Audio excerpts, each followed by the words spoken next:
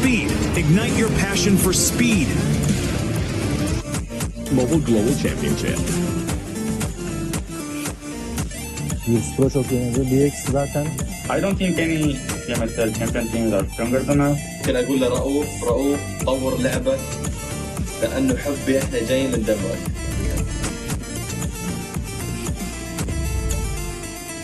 بالتاكيد يعني احنا ابطال BMSL عربي، المينا ريجن من افضل الريجنات في العالم. Chúng tôi khá là tự tin ạ, tại vì chúng tôi là đương kim vô địch C nên chúng tôi không sợ. Chúng tôi đã đạt được một thức 1/1000 này thì chúng tôi đến đây mục tiêu phá kỷ lục chúng tôi sẽ cố gắng sẽ đạt 6 thức 1/1000. I think we will qualify straight to the final. اذا انت بطل BMSL ممكن تكون محظوظ بجيمين، اما انك تكون محظوظ انك تفوز بطوله هذا الشيء مستحيل. Bên Milan tại vì họ là một đội mới nên họ sẽ có những tâm lý khá là bất ngờ. büyük ihtimal Wolves derler. I think probably Virtus Pro just looks like that. Не знаю, как сказать, что они удачи нормально сыграли, там нет неудачных. Те, кто на удачу играет. Я посмотрел, типа, фавориты своих регионов выиграли. Wolves Esports, they have hoops.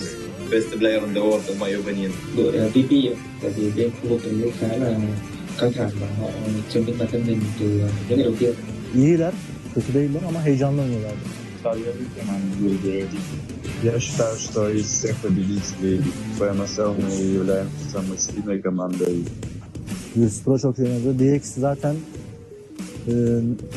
bu PUBG Mobile oynadığımdan beri hiç sevmiyorum oyun tarzlarını. Kendilerini seviyorum ama oyun tarzlarını hiç sevmiyorum. Yani bölgelere güçsüz olduğu için ben MENA bölgesi demek istiyorum. Oradaki takımları biraz daha vurmak kolay diyebilirim. Main fight hariç. I don't think any PMSL champion teams are stronger than us. Я думаю, для нашей команды будет легче всего зарабатывать только на плюсах из Android. ممكن اقول لرؤوف طور لعبك لانه حبي احنا جايين ندمرك. Em muốn gửi một lời nhắc đến đội đội tuyển Việt BBL Villa này, các chơi của họ có thể là khá là ổn bên quốc tế nhưng ra đây chúng tôi chưa chắc đã làm được. Yes, I think we have a lower strength than the other teams, but I think this is benefits us. It's in our advantage. The teams don't know how we really going to play.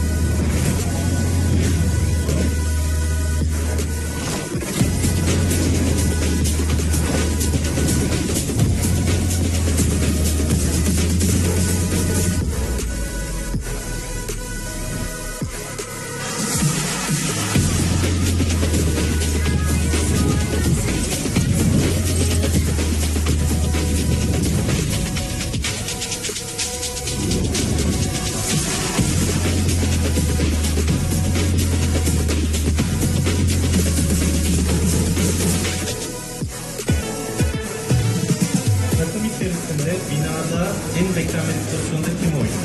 Sayas, Berkan abi. Sayas. İlk başta fight atarken kim ölüyor? Sayas. Hala Sota. Fight içerisinde fight olarak değil de genel olarak panik yapabilen kimdir? Panik mi? Arda mı? Var tabii ki. Ha, tamam Arda ben de onu anlatacağım. Ben değildir falan. Kaçmadı gene. Mahmut olur ben. Mahmut'u değil. Öyle panikle. En iyi karar veren Sayas en iyi eğim de bence Hepimizin Viker yani. İzlemeden. Evet, yanlış şeyler oldu. para en kötü arada bir koçu giden adam da olur. Takımda en iyi eğime sahip olup da kötü kararlar verebilen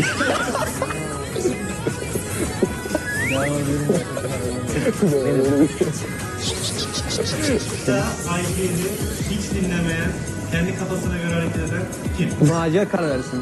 Ben olabilir. Sence kim? Gelsin hadi gel kadar. Kimse yok ya. Molan. En fazla konuşan kimdir? Berkan abi. Saylas. Küçük kardeş statüsünde kim var? White. En kimse olur. Takımda diğer oyuncuları en çok kim görüyor? White. En fazla şikayetçi olan kim? Loxi. Mahmut. Loxi. Net Loxi bu arada. Yani dikkat edecek ya. En geç uyanan kim? White. En fazla yemek yiyen kim? Ya bu nasıl soru yani? Yani şöyle. Bizi izlediğiniz için teşekkür ediyorum. Çok komik bir takım. Evet.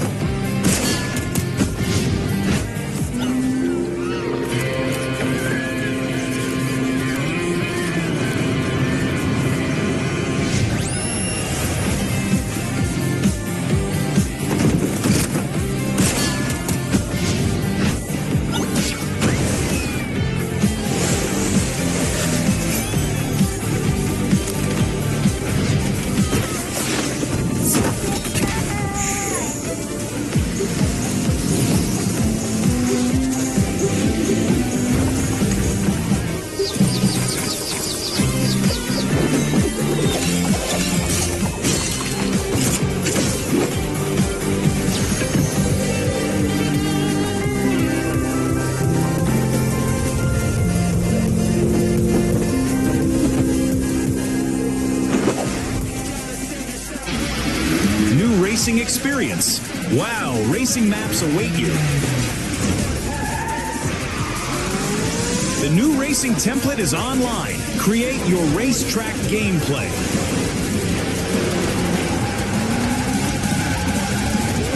Navigate the forest racetrack. Unleash your racing passion. Surpass your opponents. Become the king of speed.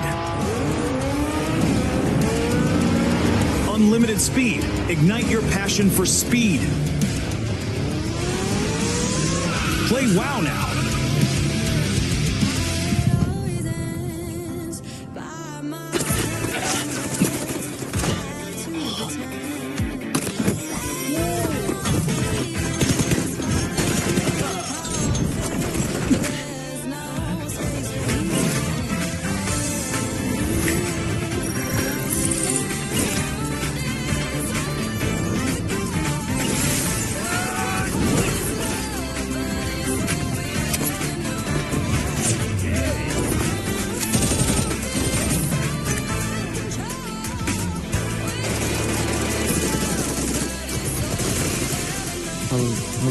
이 정도? 진짜? 못할 것 같은데. 100% первое место. 안녕하세요. 디플러스 기아 팀 놀부입니다. 안녕하세요. 디플러스 기아 오사리라고 합니다. Меня зовут Вик, я команда Gold. Я Клиджет, команда Gold Team. Сегодня мы прошли гранд-финал PMGC и будем выбирать победителя на группу Red. 그래서 스위티드 마인. 일단 잘 모르겠어가지고 Куда их поставим? Давай начнем. 4등. 그게 신경병하지 않았어? Мне попались ВК. Я думаю, что они где-то в конце будут обитать, потому что коммерческие турики они так сыграли. ARC 일단은 이거 하겠습니다. Только потому, что они наши друзья. Я им поставлю Веру куда-то в 5 место. И Зайцы, учитывая опыт Гаулита, возможно, топ-8. 좀 친근한 팀인데 킹크스 레이스. 이거 좀 과감하게 할게. Ну, где-то возле детей специально. Ты как не играть. 잘 모르겠어서 한 3점? Смотря их игры, мне кажется, все-таки группа для них будет непростой и где-то на 7 месте. 이번에 그 양곤을 꺾고 올라와서 좀 잘할 수도 있지만 또 세계 대회에서는 경험이 중요하다 보니까 조심히 가시면 되겠습니다. 이 정도? 진짜? 못할 것 같은데. 급하 올라갔지. 올라오면 뭐 올라오는 거죠. 나 오케이. 100% первое место. 몇 등이라 생각해? 3등? 그건 뭐야? 몰라 2등 아닌 3등 할 수 있을 것 같아. Очень сильный коллектив из Китая, который упал, но поднимется на второе место. DRX? 일단 건틀렛에서 하는 거 봐서 한 5등? 에? 나 2점 줘야 되는 거 아니야? 2점? 아, 2점? 한 2점? 한 2점. 오케이. сильно? Нет. 뭐 4째 место. ETSH. 새로운 팀인데요, 이게. TR? 14등? Это я вообще не знаю кто. Наверное, где-то тут. 저도 한 쪽 반열까지. 오케이. Во, окей. Китайцы, которые неплохо показали свою игру, будут на третьем месте. 처음 보는 팀이 몰라요. 뭐 어떤 팀인지. 유명한 말레이시아 팀인데 요즘 좀 많이 흔들리는 것 같아서 한 이쯤 들어와 있습니다. Будто нужно было расставить на стали. 어떤 팀인지 몰라요, 이것도. Ну, NRZ остались, как будто 바꿀게. 그렇게. 아니 나는 솔직히 한 이쯤? 아, 그건 아닌 것 같은데, 여기로 가고. Will pick this. I don't say anything. Это где-то 16 продуктов. Возможно, мы были неправы, и команды на деле окажутся сильнее, чем мы думали. 또 여러분들도 좀 많은 대축과 기대를 좀 해주시고 다들 화이팅. 감사합니다.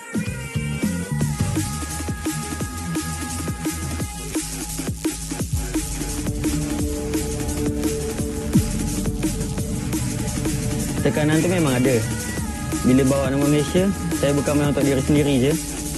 Saya main untuk komuniti, untuk fans dan orang yang percaya pada kami. Bom, o ano passado foi muito especial para a gente. Senti que estávamos ali a um passo do título. Mas às vezes, por mais que você se esforce, o resultado não vem. Essa derrota ficou com a gente e nos mudou. آخر سنة ما راحت بالطريقة اللي ردناها، حاولنا وتعبنا بس بالأخير ما حصلنا النتيجة اللي ردناها. My first PMGC taught me a lot about myself, the pressure, the nerve, the mistake you can make only on war stage. Now I'm here with a new roster, but my goal is still the same, to perform the way I know I can, to play with clarity, confidence and discipline. A gente está aqui para jogar e ser feliz e buscar o topo. Sim, a gente está ainda mais confiante. Eu acredito que a PMGC vai ser a melhor de todos os tempos da Influence Age. أنا واثق من نفسي هواي واثق من تيمي هواي أيضا ونتأمل ناخذ توب 1.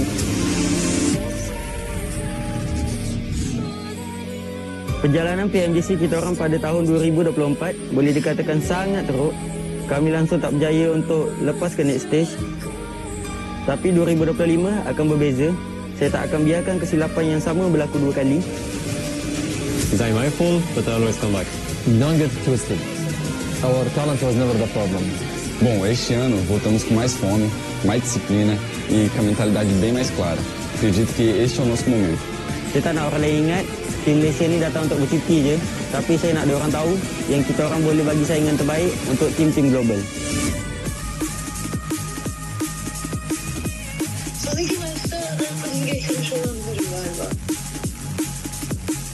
Alo, anneciğim ne yapıyorsun? İyiyim bebeğim, sen ne yapıyorsun? İyi, ben de çok iyiyim valla. Maçları izledin mi? Ama ben iki yaptınız, ikinci oldunuz, geri bir görüştünüz gibi iki yaptınız. Ben yani olsun. O da değil mi? Valla. İş yerinde de formayla yani şey yaptın değil mi? Formayla gittin. Sen ne yapıyorsun? Ben de sana özledim valla. Uyumuşum da uyuyakalmışım.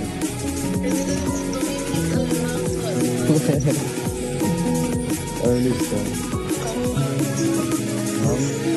Ben de seni seviyorum olsun hadi. Hadi arkadaşlarına çok çok selam söyle. Aleykümselam. Yok canın sağlığı. Bunları da tebrik ettiğimi söyle. İlet hepsine tek tek. Tamam, aleykümselam. Onların da selam var sana. Tamam, aleykümselam anneciğim, hadi görüşürüz. Hadi görüşürüz, öptüm abi. The action continues as Group Red is ready to take the stage at the PUBG Mobile Global Championship 2025. The circle hasn't even started to push in yet. You're challenging a team that has cover right now. Finally, he lays down the law, and just one player now remaining. Adderall steps forward. He's given it a good go. The darts around the rocks. It's a 1v1 for the peak, but they will not be denied this time. 5 elims in a second place would be brilliant. It will be taken down. Wayball Gaming able to find a chicken dinner. Cold as brass, and the first will become blue. They're not thinking this. Finally will close it down. PRX take the chicken dinner.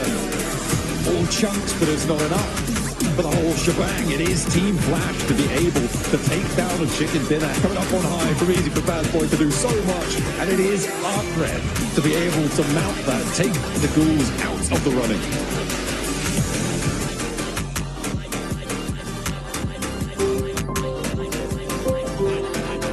Merhabalar, ben Berke Sayraşet'in Reworked Esports'ta ayrıca konuyla oynuyorum. PUBG'ye ilk çıktığı günden beri oynuyorum. Ailem o zamanlar izin vermiyordu. Gizli oynuyordum.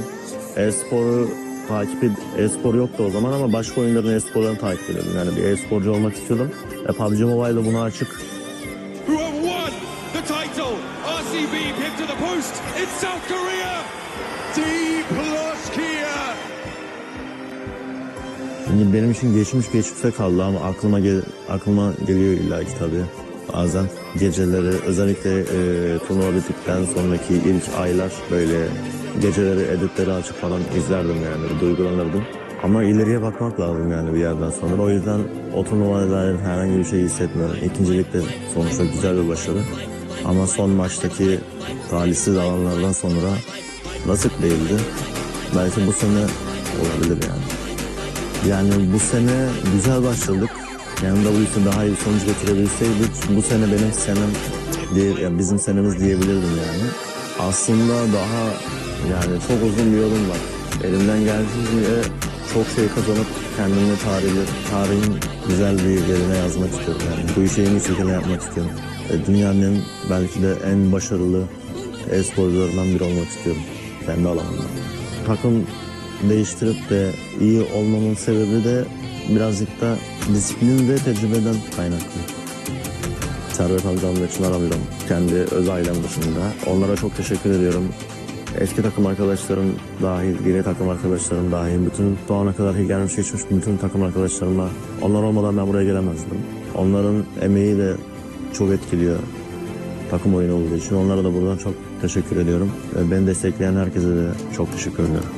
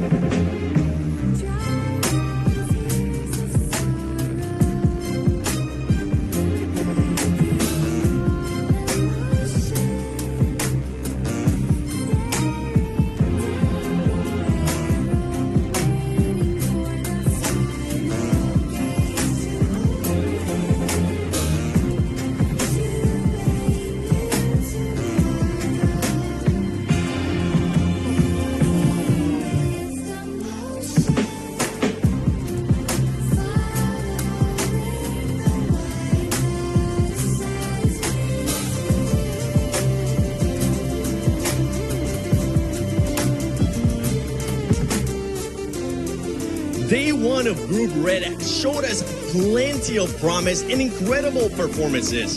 Welcome to the PUBG Mobile Global Championship Day 2 of Group Red.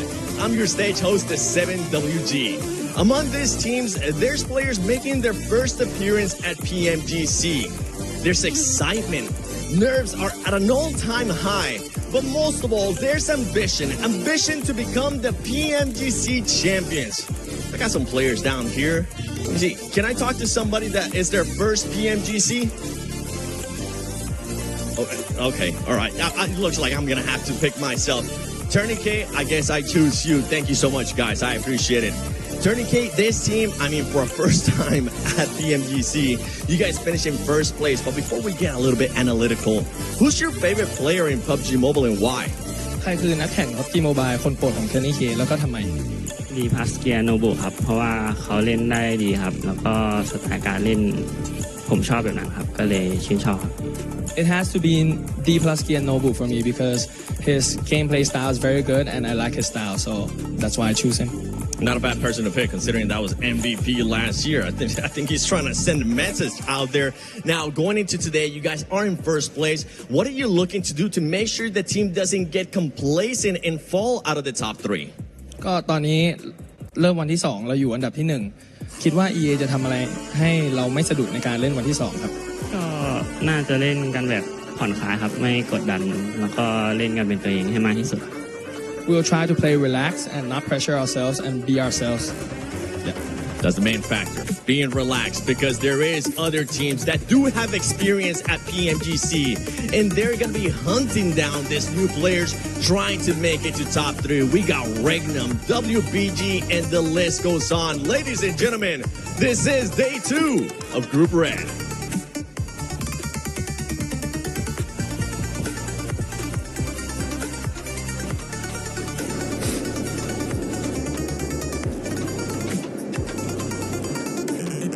And just like that, day 2 has begun. We got some of the new legends joining the lobby versus some of the old kings. Max, Matt, Neptura. This is a big day for so many squads here. Max, how you doing? I'm doing fantastic. Day 1 was definitely a bit of a surprise because Group Red plays very differently from what we saw back in Group Green. So I wonder if that's going to stay the case for the entirety of this group, or today teams are going to be a bit more hungry and they're going to go super sicko mode. I think so. That could be cool. They better, that's for sure, right? Because we got 5 more teams going home at the end of tomorrow, Neptura, right? I love that start of the show because we get to see, right, so many new players, new squads joining the PMGC for the first time. And man, some of them popped off on day 1, Neptura. Didn't they just? It's so nice to see some fresh blood coming in and doing so well. We get new teams, new players coming in all the time, but, you know, being their first PMGC, we don't expect too much from them, but these guys have gone above and beyond, and, you know, to have a fresh player new to PMGC on a roster that's #1 currently is crazy. So big GG's to Tony K over there. I'm looking forward to seeing what he can do today if that streak is going to continue. I mean, they don't just have Tony K, they have 3 Supermans on their team. Yeah. Oh my god, how are you going to stop them, Hot Juice? I don't know. It's impossible. Yeah, pretty much, especially in Rondo for day 1, right? I guarantee you 6 of them. Yeah. They got the recall. That's right. They keep coming back. They will not stop. You can see right here, guys, this is the point format. You know, we got $3 million on the line. We got today, tomorrow, a day off, and then we go to last chance for 2 more days, and then we're in the grand finals. These are the teams that we're going to be seeing playing today for those that could be just tuning in for the first time. But oh my goodness, if you missed yesterday, day 1 EA, match #1, Sakura in particular, 11 points on his own in that one game. A performance we're probably not going to see for the rest of this tournament, Max, man, right? So we got to definitely give him some love for that. That was such a mental first game on day 1 here coming out from E-Arena with that, especially 11 eliminations coming out from Sakura, right? That was a mental performance from that player in particular. And you know what? Virtus Pro, they got their position stolen away from them, Mitra. Are they going to seek vengeance in this next game on Rondo? I do wonder, but Virtus Pro definitely want to try and make sure that if they do get good position to actually win that fight, is go through some of these replays and look at Sakura on that mountaintop. I mean, what do you want to do? It's too OP. Yeah, I mean, once he had a really good position up there, it was kind of like it was solidified. It's like, okay, done deal. Time to go home, everybody. It's done. Rondo's over. Try again tomorrow. But, you know, we had a lot of teams really pop off yesterday. It was really nice to see, you know, some real consistency from Influence Rage, for instance, right? We weren't thinking we were going to see, you know, 1 team, let alone 2, be consistent top 5s every single game. It was really nice to see throughout yesterday. And I'm hoping that yesterday was good enough to give everybody a really good foundation that, as you said earlier, Max, that now today we can come in and have a little bit more risk-taking. I mean, this is the E-Arena pre-show because they got 3 4th places in all the angles. They were so consistent on that map. They get 4 eliminations, 6 eliminations, 8 eliminations. Sure, not quite able to convert a chicken dinner, but when you just had a win on the Rondo ahead of those 3 maps, guess what? You're not going to be budging from that first place here, Hodrick. So really the consistency from E-Arena was really a big issue for these squads, except of Miramar because they had a little bit of a bad time over there. But E-Arena, if they even do something just remotely close to their day 1 performance, top 3, they should still be there very comfortably after day 2. Yeah, and speaking of consistency, right? Influence Rage, you see Law right there with that beautiful play towards the end. They were super consistent at the start. What were they? The first 3 matches, all top 2 finishes, right? And then they went into a 5 elimination game and then a top 4 finish. And you can see right now, these are your leaderboards. It was Flash right there at the end with some sick performances, Max, that was able to rocket launch them into 2nd place. But I think the big storyline here, guys, that we got to definitely talk about, right, is obviously that top 3. We're starting to see some point sponges. Those last couple matches definitely started making things a little bit closer towards the top. But these teams, especially in the mid-pack, they got to start off strong today, Max.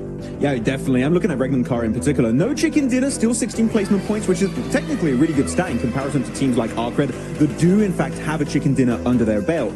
But Regnum Kara, Niptura, we expect more from this team, right? Especially after the Gauntlet. I thought they'd come out a little bit more hungry here. They're still in 5th position, but if any team is going to make that ascent towards the top, it just has to be Regnum Kara, in my opinion.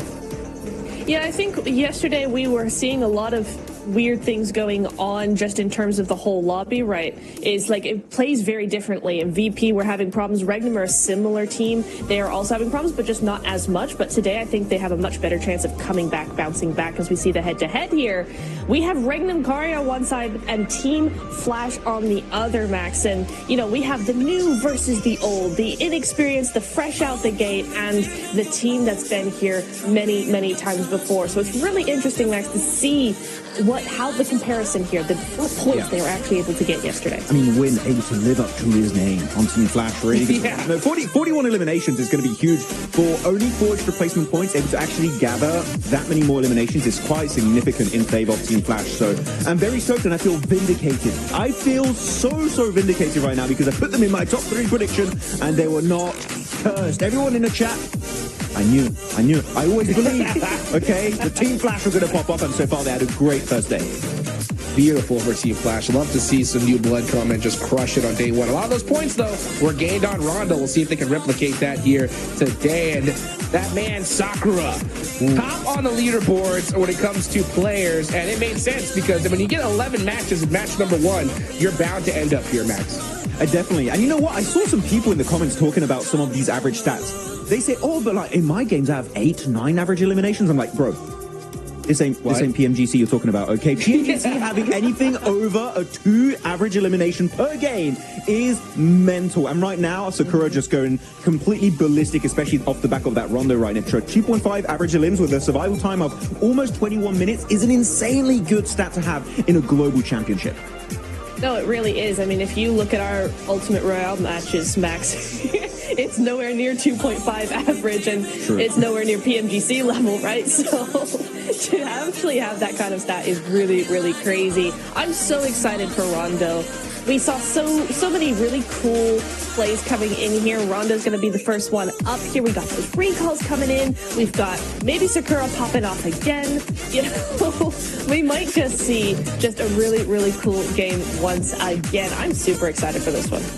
So excited. I mean, one thing that I definitely noticed from Group Green to Group Red is that Group Red much more calculated when it comes to those end games, right? We're not seeing a lot of teams, at least in my opinion, take those crazy risks to win the game, Max, as opposed to Group Red. I think we're seeing teams be much more like, oh, you know what? We don't got zone here. Let's just get as many points as we can, which is a good strategy, right? Because that's going to get you some consistent points. Sometimes going for that risky play will end you out with nothing, right? My question is, though, at what point in this tournament where we need to start seeing that change? You know, I think it's still a little early, but eventually on, we're going to have to start seeing some of those risks, right? Eventually. I mean, if you're at the bottom today, there's still ample space for you to make that comeback. But if you're at the bottom of the leaderboards, I'm going to say at the halfway point of today, you got to start getting a little bit desperate here, especially if you're Virtus Pro. I feel like that has been the biggest surprise, well, not surprise, upset of that day one, right? So if there's any team that we think is going to be making that jump back, it has to be Virtus Pro. Well, let's see if they can do it here. They're going to get it done on the Infinix GT30 series, the official gaming phone of PMGC 2025. Engineered for precision, performance, and victory, empowering every gamer to hashtag be the one and hashtag outplay the rest on the global stage. And I'll tell you what, Virtus Pro need to put those bad boys to work today because they don't need to wait till mid-game. They need to start off the rip. They had the worst performance we've seen on day one in any stage so far in PMGC. 8 points is tough. And it all started with that Sakura nade from, like, literally from heaven, right? And then boom, the whole team's gone. And I think that definitely shook them up, Neptura. But you got to shake it off here today if you want a chance of even continuing in this tournament. Yeah, you absolutely have. I was also watching the first Miramar, right? You know how I had said, oh, I think they're just really getting interrupted in their rotations. They're not ready for that early game clash that they keep losing players. And if you look back at the first Miramar yesterday, they made a very them, right in their strategy, a very them rotation from Ruins across to the north side. WBG, they come in and they interrupt that. That has been their rotation for ages. That is their set rotation. And Weibo just come in and ruin that rotation for them. So I'm really hoping today that we see VP come in with some different rotations, maybe split a little bit more, maybe, you know, just slightly different, some different pathing coming in, because they're just getting taken out way too early, and I think that's the main problem. So for Virtus Pro, we need to see just a little bit of that tweaking going on, a little bit of an adjustment when it comes to those rotations. I feel like looking at Virtus Pro in the past, this is a team that revels in the last few minutes of a game, right? Where everything's a bit hectic, a little bit in the air. It's all about, can you hit your shots? Can you get those eliminations and wrap up the win? But as of right now, I actually want to have a conversation with Uniptera about this game and how day one went. I feel like the game-winning play happens in like circle, maybe sometimes 5, 6. Like, and look at Weibo. They're chickened in on a wrangle, that 2-2 split, third party into the western side on E Arena. That was the 2-2 split that literally won them the game, but you just didn't know it yet. But that was the play, and we've seen it also on the other map. So I wonder if we're going to see that kind of momentum kind of continue into the second day, because that was a very unexpected day one, in my opinion, for that group. Yeah, I think it was really interesting thinking back on yesterday and going, you know, how different they were to Group Green, right? Group Green was a lot more aggressive, I'd say, and just their firepower, their willingness to push fights and things like that, where this group is much more interested in position, in those really big brain rotations, in the third parties. And I think yesterday was a really good foundation, not only for points, but also for that macro. And so today, what I'm hoping, Max, is that we're going to see the teams build on that and actually add another layer of maybe a little bit more aggression, maybe a little bit more of that fire within them, now that we have kind of the groundwork laid down from yesterday. I mean, one team that's kind of able to do two different things, right? Being very smart macro-wise, but also really good at taking those fights, was Influence Rage, in my opinion. I mean, top 3, I know Hotrix is happy to see America's popping off. Let's go. With Influence Rage in top 3, but really they got a second place, a first place, a second place to kick off the first half of day one for Group Red. Amazing consistency from this team. It did fall off a little bit later on in the second half of the day, but still, it was such a good initial performance.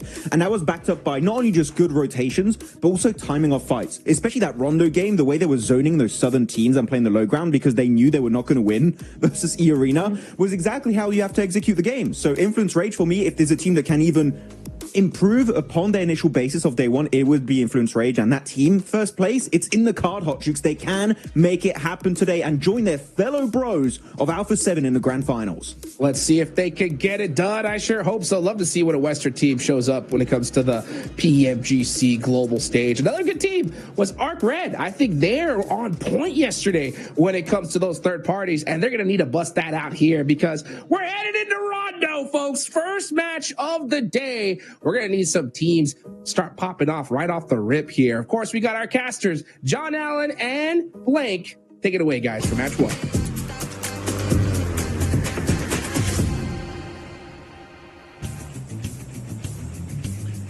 Oh, it doesn't ask for much, does he? He's only wanted everything all at once right at the start. Hot Jukes is in for the day, and I think we are too, Blank. We'll be cracking on with Rondo. Of course, those recall beacons at the forefront of everybody's minds. That is right. Teams will be going hell for leather into the fight, and then immediately going straight back in. Starting off strong here over on Rondo. Again, obviously, it is the most intense part of the day, right? It's where most teams get a lot of their points. Now, I do think that the desk right now a little bit harsh on Regnum Kaya. Personally, that's everything else they said, you know, I'm on board with. This is the only thing I kind of disagree with right now. I think 5th place is not bad. I think considering where Regnum Kaya starts in a lot of these circles and where some of the other teams were basically able to get free wins off the back of, I genuinely think that Regnum Kaya is playing quite well so far, at least day one. I think that day 2, I'd agree with the boys, Hot Juice as well as Maxman, saying that, you know, now is the time to step things up, get more points on board, because if that doesn't happen, yeah, I've got concerns. But I don't think 5th place is that bad. It's not disastrous, right? A bit of a hard south circle as we as we yap on about Regnum Kaya. But yeah, it's not the end of the world. They are definitely within striking distance, right? 45 points there, 20 points behind the leaders, Irina, who generally have been fairly passive, I think it's safe to say, over the course of their games yesterday, except for obviously that first one. They had a massive gain there, but they got almost half of their points tally in just that first game alone. So for the rest of it, we've seen them stick to the edge, play quite passive, and it's definitely a catch-upable situation for teams still behind them. Not to mention there's 3 places up for grabs as well, so you don't even need to get into first place to qualify directly to the grand finals. We're on board with a classic hot drop between Flash and True Rippers here. So it looks like Zeus holding the staircase, has got the spot on the True Rippers, but they are aware of the angle, and he's not going to pull the trigger just yet. You know, the Flash after yesterday played pretty damn well, 61 points, finishing things off, but they've got a stair push to deal with, and Zeus is immediately down. Win, not able to quite get to be involved in that fight versus True Rippers. You know, all things considered, it was okay. It was okay yesterday. I don't think I had too many complaints. I think there was just a couple times where on their rotates they got cut out. I still think OG had the better macro just from the initial eye test so far, but I think Troopers are playing fairly decently at the moment. They are cracking on against Flash. Win goes down next. Doctor's across the way, and you do need to be careful, Hydro. Oh, okay. Does survive another peek. I thought he was going to get shot down there, but Tops is hiding in the corner for now. Rippers have been spotted, one on the downstairs, one on the upstairs, and Harsh has to hit the deck. Tops nearly with the transfer there, not quite able to get that second, but that is going to slow things down, give him time potentially to bring Win back in, drops back behind the wall, and will initiate that res blank. So looks like they're coming straight back as well with the regroup coming through from Bose. Steps out against Hydro, and Tops is giving them the runaround. True Rippers don't know how to handle this guy. Tops is on a tear. Yeah, I'll give it to Hydro. That guy will fight. That guy will fight. He's taken some pretty good pushes in the past. That one was slightly overzealous there. Does get punished for it. But for True Rippers, they do have a player they're sending wide, so you sort of want to try and get as much value out of this as possible, whilst still, you know, either losing this fight quick or winning it quick, because Jelly really does want to pick those players back up again. But he gets knocked off in the distance, which now makes life very difficult for True Rippers. Oh dear, this is actually very bad now. Oh, really tough situation. I mean, for Harsh, the main goal right now should be to leave this engagement, right? Should be disengage, get away, get to a recall beacon. With your outpost taken down, Geeke and Team Flash have been able to control the closest recall beacon on that northwest side. So a really rough situation. Bringing back KIO, though, is going to help a lot, right? Playing as 2, you can leave a little bit more effectively. For Flash, though, they're going to be aware now that Geeke have moved in from that north side, and it could be a multi-way engagement. As the Arena lose one, Nuclear Zone able to pick that one up towards Hemetown. And a lot of other teams have actually moved towards the zone, all the way down on that south edge blank, and they have put themselves slap bang in the middle.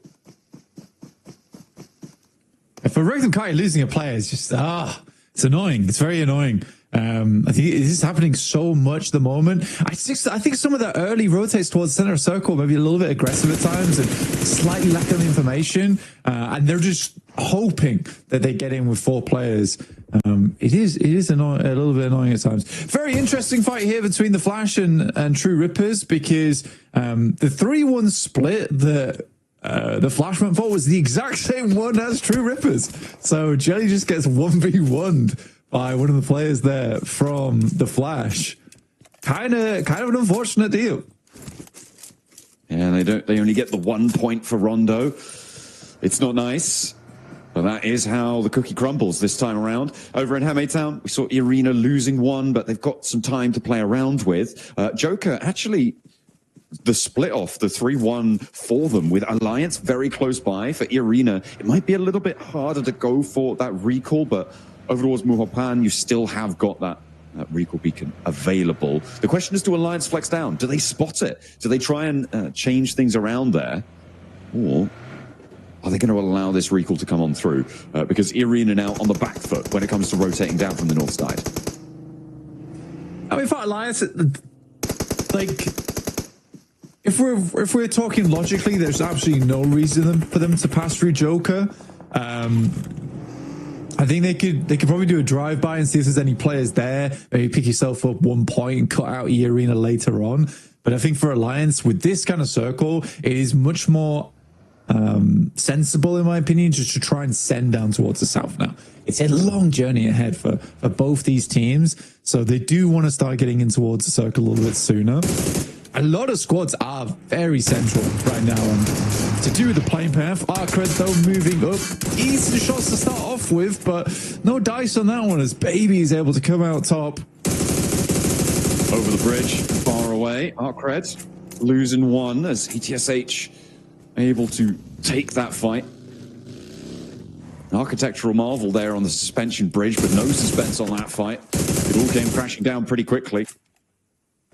As Baby now look at to hold the line against Ramses as well. For Arcred, again, it's all about just getting to those recall beacons. It looks like they've already managed to do that, and they'll be picking themselves back up. ETSH, though, wants to slow this down against Ramses, force them to go for another pickup and make their lives just a little bit harder.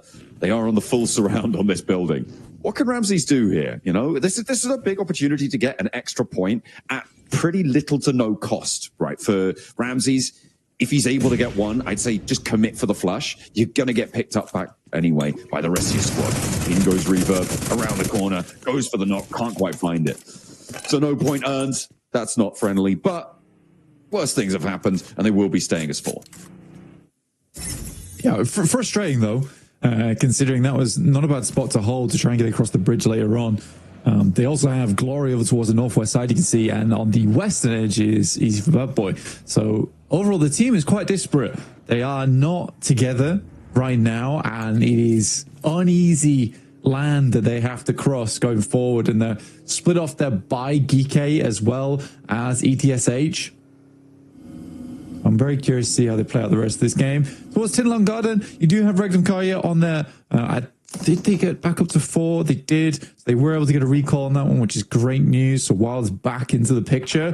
Weibo very close to them over on their western side. They have lost 1 player, so unlikely to try and target Regnum Kaya in the near future. Holding on the top of Tinlong Gardens might work out well for them. We'll have to wait and see if that is going to be the dominant position, or if the circle's going to have other ideas. It has been a little bit mean occasionally to a lot of our teams, except for Influence Rage. Absolutely loves those guys. They're having a great time with the circle. Over the course of yesterday, they had a couple of shifts go their way. We'll see if that repeats. Virtus Pro now crashing into ETSH. I say crashing, more just sort of slowly getting along. Low friction, it seems. Ashiva's not even going to take shots. Does he realize that was an enemy? I don't know. Yeah, I think so. They just kind of waved him goodbye. I mean, there really wasn't a team shot there for them, so they didn't want to just get popped. Especially on a rotate, you're on the western edge.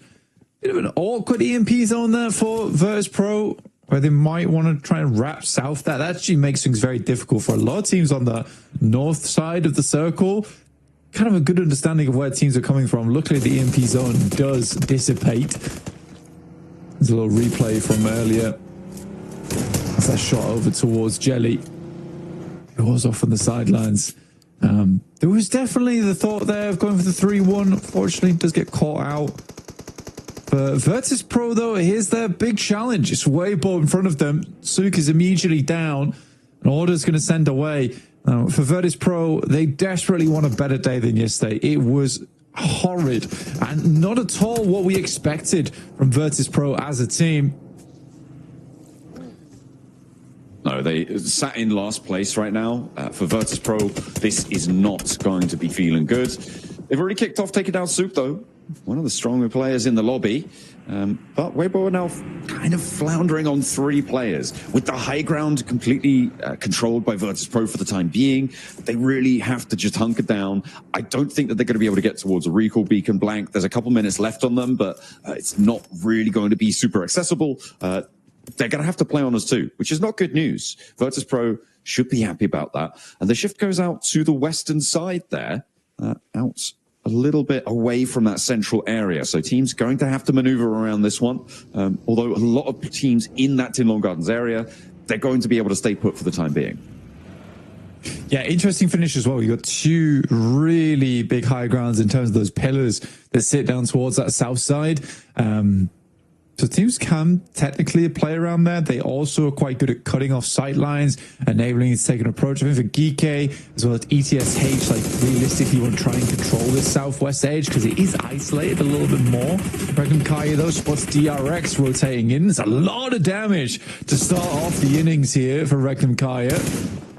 Ooh, they've managed to find one knock, but DRX will start to put themselves back together now after the opening salvo. It looks like only the one will be found. That flush does come through, though, which puts them at permanent disadvantage. And the nade is not going to tag on, but the shot's already landed up the hill. So DRX in a little bit of danger. Regnum Kaya maybe looking to chase this one down, as DRX don't really have time for the res. Maybe pop him into a vehicle and see if you can get away. But DRX have two fights now, as ETSH are going to chime in and join in on the bullying against DRX as Soez starts to bleed out. Silas, though, has bigger problems. It's the Burmese ghouls actually chiming in. So 4 teams now scrapping on these hills away from Tin Long Gardens. And you do need to be careful because Rectum Kaya, I mean, they've already fully lost Silas now. Yeah, I mean, to be fair, where Burmese ghouls are playing as well is a pretty known spot. So I don't understand how Silas gets picked off there, tries to rotate around maybe to try and get some shots over towards DRX. I think that they are concerned with the amount of eliminations that they've been getting yesterday, and they wanted to bump those up a little bit. I think Rondo's so hectic that you can't really afford to be making those commits like that.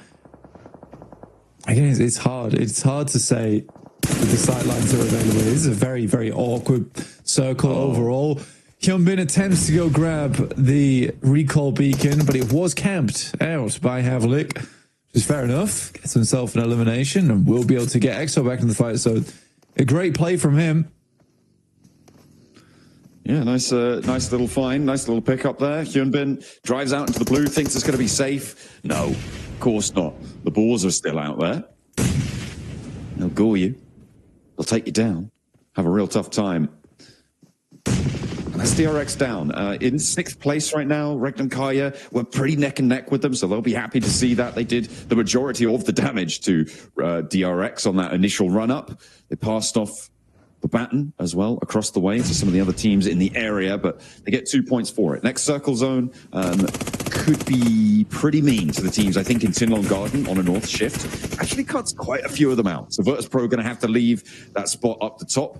And going to have to try and push further to the side, but it seems like they're going to be able to open up and control the teams around them fairly nicely. E-Arena in the meantime, scrapping out with Alliance. A lot of fights already just popping off in the meantime. Flash absolutely dismantling Twisted Minds there. Geeke also finding balls as they enter inwards. Lord goes down, not just Chudo left remaining for Twisted Minds. It's been a tough one. And Flash has consistently been pretty decent. You know, I'm actually quite impressed by this team. Very much not on my radar either, John. Well, they have kind of snuck by. They're phasing through. And looking to go to the next phase as well as Tops with the suppressed auto shotty. A lovely sound there. A whisper. It's as loud as a scream there as Twisted Minds are silenced. Put down. Boars actually landing on the top of this fight, though. Okay, interesting. They get that recall and they use the parachutes to land up the top, get that high ground against Flash. I mean, fair enough. It might actually work out for them here, but the blue zone's pushing them, so they do need to be careful. That's a nice little abuse of mechanics there. Does seem to work out quite well, but win with a nasty nade up top again, John. Ooh, Bose as well, finding the shutdown, gets that knock, gets the pump action through as well. Flash are losing 1 or 2, but Boars can't quite find the vector of attack here onto them. And again, they're just going to move onto the outside. The recall beacon's kind of out of reach now as the stage 4 zone going to be pretty difficult to deal with. Going to be really tough to make work, so maybe just try and extract the value while you can. Boars playing on as 3. Looks like they're going to allow Flash to get out of there for a little bit longer. The blue zone still ticking away and only 2 players alive. The Boars have made their mark, I think it's safe to say. Although there is an answer as Win finds Snowix. Okay, hang on a minute. They're taking things back under control. It's really going back and forth here with the Boars and Flash. They are struggling to find a conclusion on this northern edge. It's a bit of a mockery coming through from the Flash right now, all things considered. I'm surprised Boars has gone down to 2 players here, John. Just the 2. I mean, they lose them on the run out. Enough time. Tops looks to line up for more. Havlik will answer, though, and Flash fall. But at the cost of 2 players, they managed to get some of those recalls early. You think maybe just go for a regroup elsewhere, right? Go for that recall, send away, try and extricate yourself, but no, they're more content to get those 3 points under the belt and keep things moving. ETSH, in the meantime, establishing themselves up towards the high ground on the just southwest of center circle right now. Should be a solid spot for them. Alliance further out, they're under a lot of pressure. Alliance with VP, with Arcred as well, right next door to them. As we hop over to the east side, though, it's Arena still trying to play that edge game, and they are not doing terribly over on that eastern side, but their approach still will be contested. I didn't even really notice it, Blank, but Team Flash got 10 elims there. Yeah, they did great. 10 elims is a very respectable result here on Rondo, all things considered. Any game with 10 points anytime is a good result. Doesn't really matter about the placements at this point for them. Yeah, getting a 20-point game would have been nice, but if you can average out those 10 elim games from not amazing positions either, you are winning. You are absolutely winning. Cluck here from Alliance, staying hidden away as the final player here from that team. ETSH taking down players from Nuclear Zone. We're now officially in 16th place after VP were able to leapfrog them with their 3 elims this match. Reckon Kaya managing to get that res, though, keeping themselves up as 3, very important, especially given now that the circle sits with them a little bit in favor. The difficulty is the sightlines that exist against them, and it's not a comfortable spot. Actually crashing further out of the circle for Regnum Kaya, they favor that as a location. Long-range shots coming through from DK, putting a lot of pressure out towards the circle, but they do still have to keep moving. They do still have to get on the road as Ragnarok does fall. They are cut out. One of the few teams on the outside now.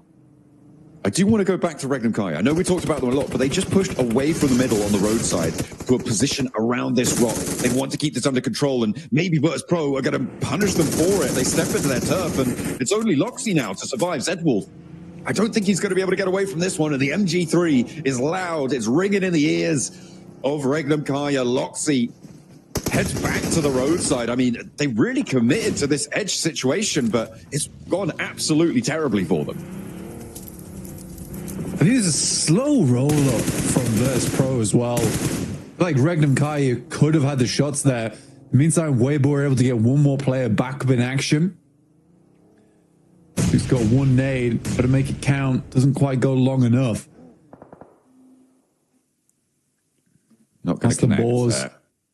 Losing 1 player. EXO on that north side, final player for them now. They've been consistently playing. I don't think they've ever been in the circle right now, John. I think they've been always on the outside. Yeah, it's not ideal, as I say. We are hopefully going to see them find a little bit more, but, you know, they're in 13th place, which is already exceeding my expectations. So fantastic news, really. And they've managed to get 3 points this game, so credit to them, winning that fight out with Flash earlier over on that northwestern side. But just EXO remaining, pushing in towards the Burmese Ghouls, who now again find themselves in a very defensible spot in towards these late game stages. We'll see if they're able to do anything with it. Weibo kind of trapped between Arena and Virtus Pro. Ooh, it's kind of nasty with it. Virtus Pro looking to add to their points tally. 6 elims found. That one gets stolen away, though, by Arena, as the rest of Weibo sending a lot further north around the rock.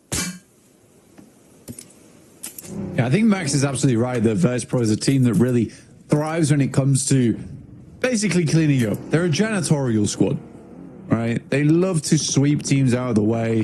They love to get the mop and bucket out, clean up house when it comes to these end games. I mean, more good shots from Boston over towards Weibo, but they need to move now, and E-Arena sort of has their number. Yeah, they've tracked this entire rotation, and they'll be right on the top here. Loxy not happy about this either. And remember, this is the position that Regnum Kai actually left earlier on.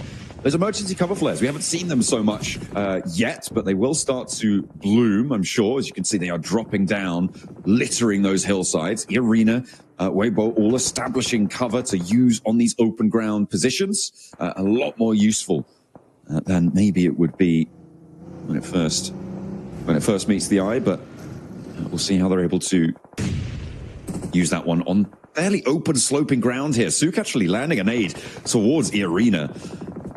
And this really does change the landscape, having those little triangle poke-ups coming on through. I'm absolutely loving to see how that's developing. Regnum Kaya, last player, Loxy goes down. So they will not be able to get away from DRX, and Weibo can still continue their chase. Yeah, I mean, any points Weibo can pick up here is fantastic, but not only that is they're clearing out space around them. Do you want to hear my hot take for the game? My hot take is that Burmese Schools does not win this match. Despite the position they're in, I think that's a very cold take. Them having 4. What do you mean? I mean, we saw what they did yesterday, right? All right. We saw what happened to them. On Miramar. They're the best spot. They gave it up. They allowed people in, right? Do you think Burmese Schools is very bad then? I don't think I go that far. I just don't you think said that my take was very cold. Team. Yeah, I don't think they're going to win. They might do quite well. They have might farm probably the best position. Yeah, they did in Miramar too. Evidence suggests. You're a meanie. You started it. You said they weren't going to win. Yeah, I said it was a hot take, though. Okay, fair enough. You said it was cold, like you expected them not to win. Tepid at best. Tepid at best. Yeah.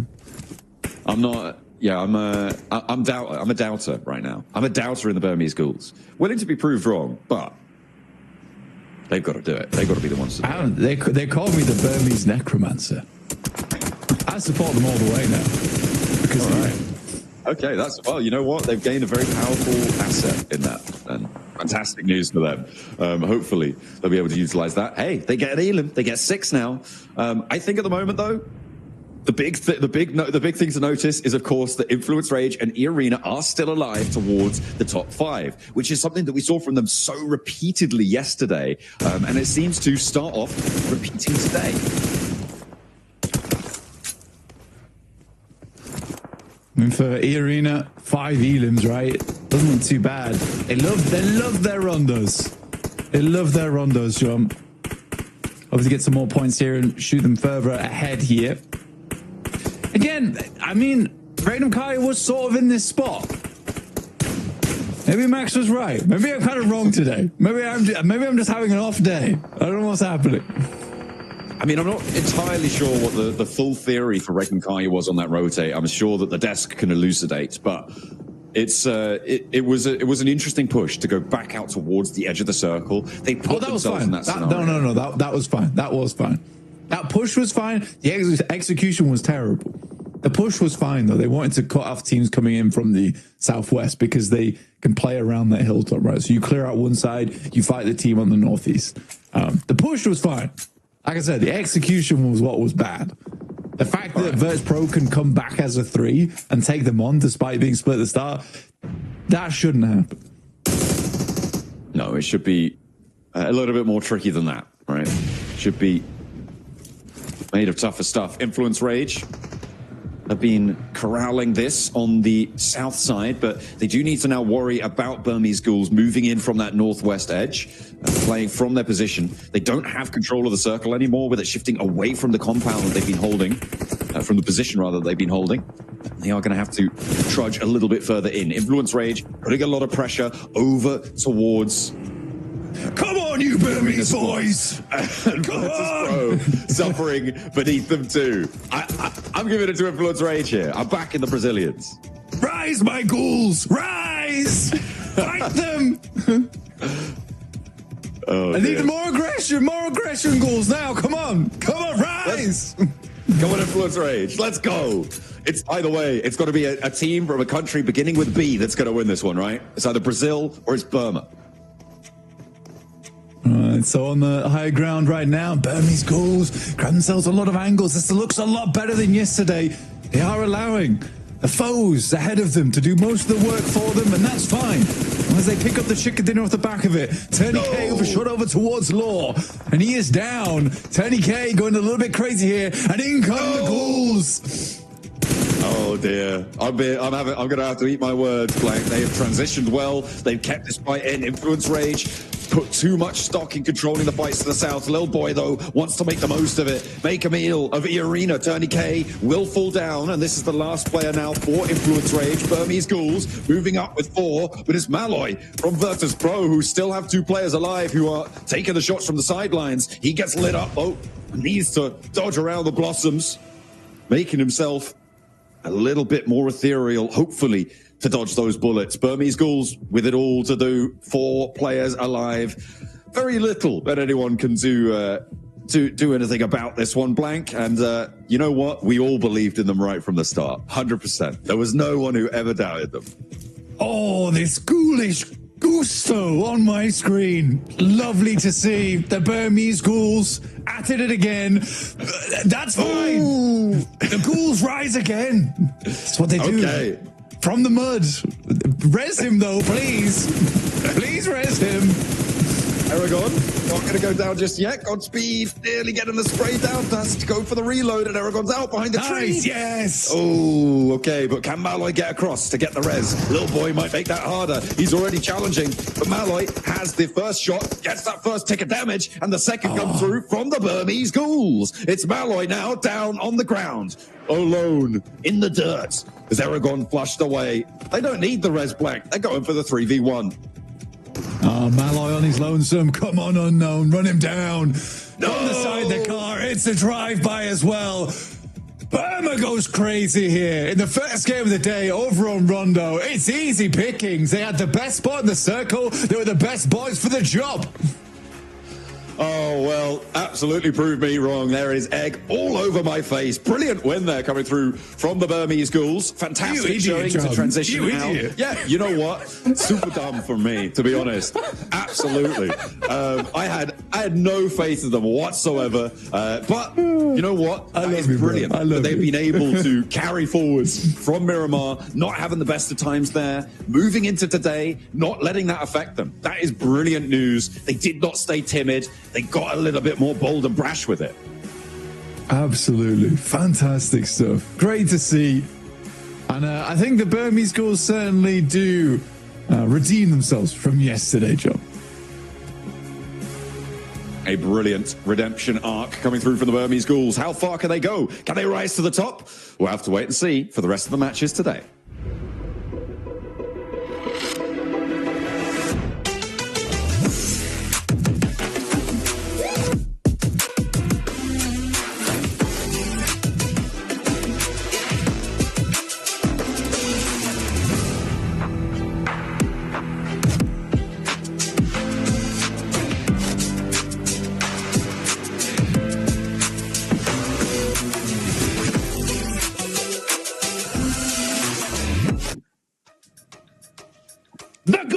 Gusto is at maximum capacity, and after match number 1, they shut down all the haters. Max, man.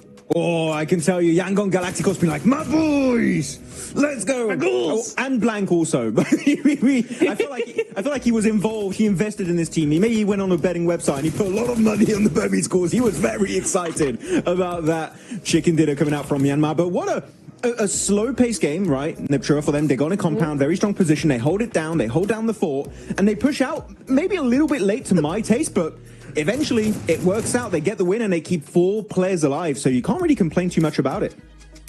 No, you really can't. They were just playing it really slow, really steady, letting teams fight their way into the top 4, and then they were just able to clean up. They had the manpower, they had the utility, they had everything ready to go. So a really solid performance here from Burmese Ghouls to start off the day. I think they were just really mad about how that last Miramar went, right? That win just taken from them. And so they come back fighting today. A really good start. Man, it's so crazy to see this performance. I remember before Group Red started, I was talking to Blake, and I was like, man, which team do you think is going to just make it happen here? And he was like, Burmese Ghouls all the way. Day one supporter. I love to see that come to fruition here in day two, Max. Yeah, I mean, he did say that. No, I have a recording. I can share it later on if you guys want. He definitely did say that. You can see also the damage ratio. A lot of them didn't take that much damage except for Yatka, and then most of that damage did come in the last minute or so of this game. So they weren't really challenged all that much, but they were zoning that position up northwest of this circle really efficiently, so you can't complain too much about that. So very good to see that from the Burmese Ghouls. That, keep it in mind, they were in 10th position here, Niptura, at the start of today, so this game alone, that's going to push them up in like maybe a top 6, top 5 situation. This is a very, very strong game here that's going to help them out significantly in their attempt to make it to the finals. Yeah, and that's what Rondo is all about, right, Jukes? That's what Rondo is all about. You know, getting those points, getting that boost, ready to go for the rest of the day, right? Absolutely. I mean, you got to crush it on day one. Game one, we saw what EA was able to do with a good performance. Hopefully, this could be the start for BG, Max. Hopefully, yeah. I'm just looking at these replays, and Infinix True Rippers, unfortunately, hot dropping literally our second place team in the leaderboards is maybe not the best idea. I would not recommend it to my worst enemy. So maybe that would be one thing on the next Rondo going into tomorrow to try and fix it. That would be a really good thing for the side of True Rippers. They're looking at some of these replays, man. The aim accuracy from some of these guys on these moving vehicles is crazy. It's the double. I didn't even see that earlier. Oh my God, that was huge. That was actually crazy. Love to see that. You know what? Also, shout out to Virtus Pro. We were talking about them in the pre-show, right? And they are here in a second place and already looking far better than they were yesterday, right, Max? Like, they were pushing Weibo really, really well. They're holding their angles. They're splitting up a little bit better. They're using their high ground efficiently. As I say that, we see the replay of them getting absolutely decimated. But, you know, it is still a second place finish with a lot of eliminations. So a far, far better game than their entire day yesterday. It's already off to a better start. And they were challenged the entirety of this game too. Next, on the western side of Tinglong Garden, they had to go for Nerdy Clash, push away the side of Weibo Gaming, where they do get one elimination, I do believe. And off the back of that, they play the southern western edge next to this big stone pillar. And Weibo and E-Arena are fighting, and they just, I think they time the fight to kind of third party from a distance so efficiently. They don't get fully involved, but just enough to kind of have an impact on those two teams. And that's enough for them to get 13 points this game. So Virtus Pro, wow. They got 8 points day one, guys, and they got 13 points in one game. Let's go, VPR back. That's more than double. That's almost pretty much double, right? What they did in game their whole day. So, I mean, that's some serious improvement right there. I mean, Burmese Ghouls as well. Massive improvement on the day. We still saw some of the top squad sneak away some points here, Neptura. As we look at the second page, Regnakaria, 3 points. They put something on the board, but they definitely need to do more here for the rest of the day. I think game one, it's okay, right? They're close enough where they can afford to have 1 3-point game. You know, like you said, it's still points on the board. But as we go into a wrangle now, we just need to start seeing some bigger digits coming up for some of these teams. Yeah. DRX as well, right? Almost there. It's almost within their clutches, but 0-point games, just not the start they want. Oof. Here we go. MVP of the game is going to be unknown. I think he watched a lot of Marth gameplay during the Gauntlet stage. Like, I really like those solo drive-bys he was doing. Yoink, mine. I'm going to do the same now going into this stage for Group Red. Really good stuff coming out from him this match. Very, very happy about it. And overall, interesting game. Unfortunately for DRX, who did see on the leaderboards, they got the goose egg. They got the 0-point game. Hot Jukes. I'm still hoping DRX can do something. They were in 6th position, but that's going to hurt them. A 0-point day at this point, you're almost at the halfway point of Group Red. That is tough game to get. Yeah, that's tough indeed. If we take a look at the overall leaderboards, Influence Rage holding on to that 3rd place position with 68 points. EA pushed that lead just further with those 10 eliminations they got in that last game. But you're talking about DRX, right? They have 68 points. DRX has 44. That's going to be a 24-point difference from 3rd place. So, man, I mean, that point gap is coming to fruition here, Neptura, early. Yeah, I mean, the good news is, though, is Erangel DRX can do very well on, right? I mean, yes, okay. Erangel, everybody can do well on it. But, you know, there are some teams that prefer that Miramar. But the good news for DRX is that they get to start their good map at ASAP. They don't have to wait too much longer for them to really get those points coming on through. 24 is not the end of the world. That's just one really, really good game. Yeah. So still lots and lots of hope for them. My problem, or rather my concern, is that as we get down that leaderboard, 10th and 11th onwards, that's where we're starting to see, like, you know, coming into today, those points just aren't going to be enough unless they have just a massive, massive game. It's going to be very difficult for them to reach top 3. Yeah, I mean, the lobby is so stacked. I feel like there's definitely going to be some of those teams that are going to be able to bring it to the table. I mean, I'm looking at Influence Rage in particular, right? They're currently in the top 3. They had a chicken dinner to kick off their angle yesterday. They got second place also. I think Influence Rage might be first place after this stretch of Erangel matches. They're looking at the top 4 players. Where's that? Is Tony K again? Even though, like, Arena didn't That's get... right. Oh, okay, I guess it is. Okay, well, congrats. He's always there. I don't know what it is. It's Arena and Rondo is great. No, a great love story. I love it. Better than Twilight. They love it. They love it. And they're crushing it right here on Neptura. So, I mean, EA, when you have such a solid map, you know, and especially Rondo, with you can just get ridiculous amount of points. This is a great, great start for this team. And start of the day for them. You know, we are going into Erangel for sure. I'm going to start saying some predictions just from the way the lobby looks, right? We are noticing that teams, like I talked about at the start of the day, are not really taking those crazy risks, right? Like Burmese Ghouls, they got a solid position. Nobody was just doing a crazy push to challenge them on it. So when the zone ended up where it was automatic victory for this team pretty much. The thing is though, right? Since that's kind of how the play style seems to be going here, I have a big feeling that we're going to see these top teams put up points every game pretty much, unless something like a catastrophically goes wrong. So what do these mid-pack teams need to do, right? Like DRX to shake that up here, because at 24 points behind third place, if those top teams are going to consistently get points, that's going to be hard to catch up already. Yeah, I think honestly, and I don't know what you feel about this, Max, but teams that are playing center tend to do much better in terms of placement, because I think a lot of this lobby waits a lot, and so you end up seeing a lot of fights break out on the edge. And so if you're not a team that can really sweep effectively, I think a lot of those mid-place teams could do a lot better by just going center, playing a little bit like Burmese Ghouls here. They had that compound, they kept that compound, they waited for the end game. I'm not saying be super passive or anything, but I think maybe just not going for those fights on the edge would help them preserve their placement points a lot better. I feel like, because as you said, right, some teams tend to delay their particular move or their engagements. I'm remembering Group Green, we had third parties every single day. And I feel like this lobby in particular kind of has a fear, an inherent fear of third parties. So, oh, but if we crash first, another team is going to crash upon us. And because we're not going to be ready for that fight, we're going to crumble, we're going to die, we're going to get eliminated. I feel like that's an issue they currently have. But if you take those fights early on in the match, there's a very slim chance of you getting third party if you scout it around you, of course. So, yeah, we're not... Actually, now that I'm rethinking of it yesterday, we didn't see that many big third parties. We did see a few, of course. You're always going to have some in PUBG Mobile eSport, but nowhere near as much as Group Green, Hodrix, which is actually quite odd now that I think about it. And I'm going to pay even more closely attention to that going into Erangel. Yeah, I think that makes sense. I think we definitely should keep an eye on it, because I remember specifically Arc Red was that team that was like hunting those third parties. Like I always saw them just kind of waiting for that fight to happen, and then they were going for it, right? But one thing I do notice is it's a little bit more difficult.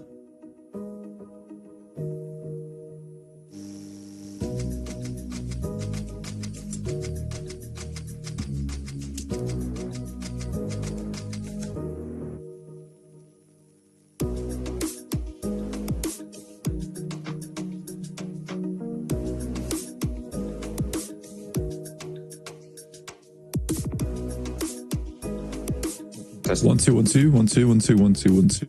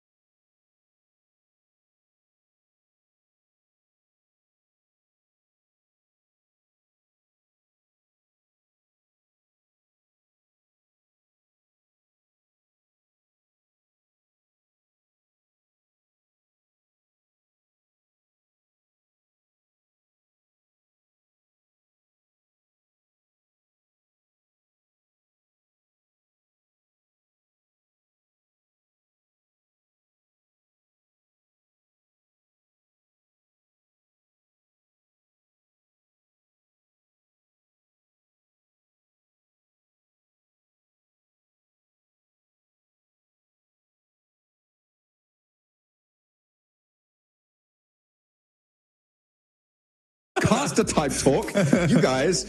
So stop it, you know? Stop that. Because we're here. We're cracking on. I couldn't really hear what they were chatting about. I'm pretty sure they were throwing shade at me just a moment ago, but we were talking in the meantime. So fortunately, I didn't hear a word of it. Either way, we are going to be heading into our first Erangel of the day as we are underway very, very soon. Just dropping in. Hopefully, we'll see some more action. Pretty lickety split. What do you think, Frank? You ready for it? I love action, me personally. Personally, action is the best. I wouldn't go. That's a subject we should leave alone. You know, okay. That's some past scars I don't want to talk about. Makes me sad more than anything. That's all right. You'll be okay. You will. I've cried about it many times. Yeah, well, I know I was there. I offered you tissues, but you said no. I want to feel this. I need to feel it. From Novo over towards the west coast, we are looking at I'm feeling this. Nice cut on the plane path. You know what? You get in those feels, man. Real men do cry. We are heading on into this one, and it's going to make plenty of our players, I think, a little bit weepy, because that is a pretty nasty plane path, I think.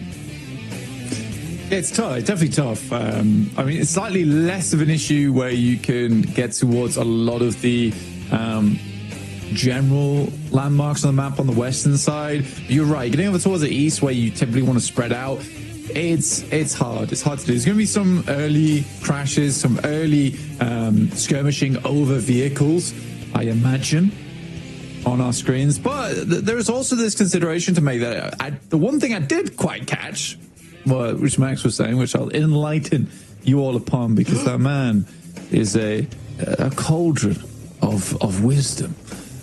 But and we get a Sosnovka circle. Okay. But what are you saying is that this lobby is very hesitant to third party. Get the double. Yes, please. Ooh. That's nice. And tumble. But yeah, never mind. What I was going to say is this, what Max was saying is the lobby is very hesitant to go for third parties. The lobby is very hesitant to aggress upon certain areas of the map. And I think that's, in my mind, this is me, this is copium. I 100% admit this being copium. This is why I sort of think Regnum Kai is not doing all that great, is because they try and take initiative, and because no one else is, they're the only team towards the center of the circle who's trying to take those third parties, trying to take the initiative. So as soon as that happened, everyone else is like, oh, now we can look that way, because it's the only thing they are looking at. Other than that, it's quite passive. So I think unfortunately for Regnum Kai, they have to play a really slow game. But the problem with playing a really slow game is that you rely on luck to get a lot of your points. I mean, I think that's true, yeah, because you're waiting for so long. Everybody's waiting for so long. It's just, who's in the better spot in the end. And that is fully decided by the circle a lot of the time. Sure, you can make those inroads, you can make those rotations better, but you're right, it does start to close it down. He's not done just yet. Those iron sights are good enough for Walsh. He's only got 14 rounds, though. Has to swap over to the UMP. And Hotcred, they're being hunted right now. They did lose a player and they did get flushed, but they managed to get Glory back up. They're going to take shots out that way. Twisted Mind's investing a lot of time going for this, but if you could take down the team over towards school, fair enough, especially on a circle like this. But maybe it would be more profitable for Pachinki to just head straight down to that Sosnovka circle immediately, like we saw the Falcons do back in Group Green. Luckily for me, the Burmese necromancer, my ghouls are waiting in military base, ready to cause carnage and havoc amongst the rest of the lobby. I'm ready for it. Hey, here's a quick replay we saw for shush now, shush. The Burmese necromancer is talking. I need to set the record right here. Because I've been gaslit this whole time. All right. You were the one who initially said you didn't have faith in Burmese ghouls winning. All right. I just said that wasn't that bold of a take. I doubled down on it, but you gaslit me into believing that you thought that they were going to be successful the whole time. So I did, as the Burmese necromancer. Oh, no. I believed in them all the way. They're going for a little split off here as well. And personally, I really like what the Ghouls are doing right now. Very intelligent. You can tell that the Burmese Ghouls have eaten a lot of brains this morning. Eating your brain for sure. Off on one. My brain is full of wisdom. I'm happily lending it to the Burmese Ghouls as the Burmese necromancer. I don't think you're getting that back, though. They seemed mighty peckish, certainly in that last game, right? It was good. Quite a few it's a points. Sacrifice I'm willing to make. Wow. Okay, you're really back in the scene now. Boys. After your initial doubt that you definitely had. Talking more about the circle overall. Now that I've had my fun, and I am now officially a Burmese Ghoul stan. Regnum Kaya over on that north side, they are definitely playing a little bit safer this time around. Unfortunately, we did get to see this slightly. We didn't talk about it too much, but True Rippers did get ripped apart a little bit on their approach over on the eastern side. Sadly, down to now just 2 players, which is a bit rough for them.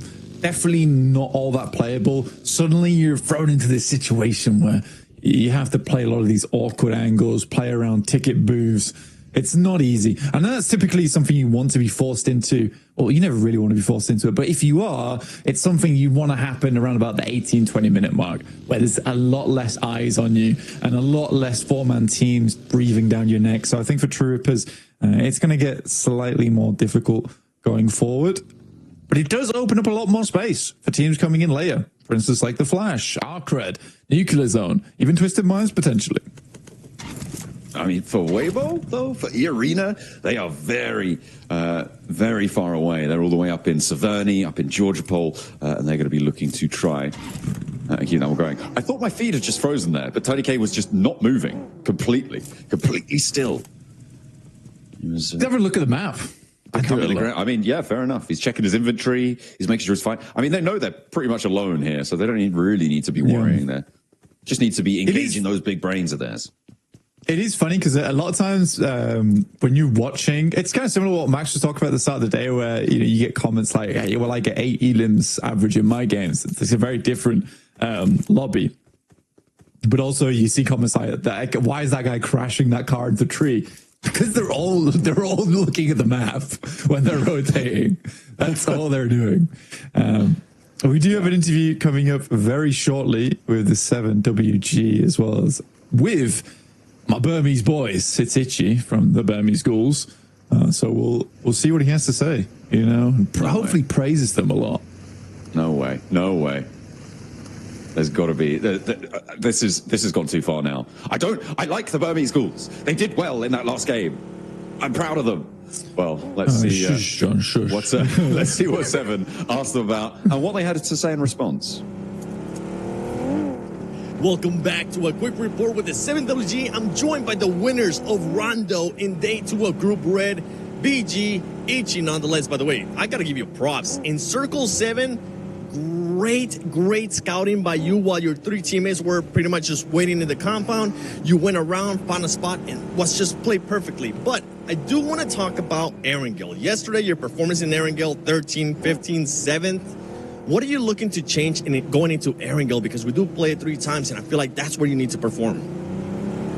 ဒီနေ့ Erangel မှာဘယ်လိုမျိုးပြောင်းလဲထားတယ်ဘယ်လိုမျိုး plan တွေချထားတယ်ဒီနေ့ Erangel မှာကစားမဲ့ပွဲနဲ့ပတ်သက်ပြီးဒီနေ့ ranking မှာတော့မနေ့ကအမားတွေကိုကျွန်တော်တို့အကောင်းဆုံးပြင်ဆင်တယ်ပြီးတော့ဒီ rotation တွေပါတယ်ပြင်ဆင်ထားတယ်ကျွန်တော်တို့ဒီတပ်ပါတီပါတယ်ပေါ့မနေ့ကအဲ့ဒါနဲ့ကျွန်တော်တို့မှောက်တာဆိုအဲ့ဒါကျွန်တော်အကောင်းဆုံးပြင်ဆင်ထားပါတယ် we have prepared for rotations and then other rotation and map going around the maps so because these are the really important factors so Well, I love hearing that because you do need to adjust to what this lobby is giving you. And even in this situation where you guys, in a way, felt like it was going to be a free win going back to Rondo, but then the circle went away from you guys were able to adjust quite great. And there was people doubting you even in that position, saying you weren't going to win, blank, John. But you guys were able to pull off, especially with that great scouting that I mentioned. Do you have any message for your doubters out there? ကိုယ်မယုံကြည်တဲ့လူတွေပေါ့ဘယ်လိုမျိုးပြောချင်ဘာစကားပြောချင်တာရှိလဲ များကြီးတော့ထွေထူးထူးပြောစရာမရှိပါဘူးကျွန်တော်လည်းအကောင်းဆုံးကြိုးစားသွားပါမယ်လို့ Not much to say. We will do our best. Well, the team that took down the PMWC champions, Yangon Galacticos, coming in hot in day 2 of Group Red. Let's see if we still have some doubters out there.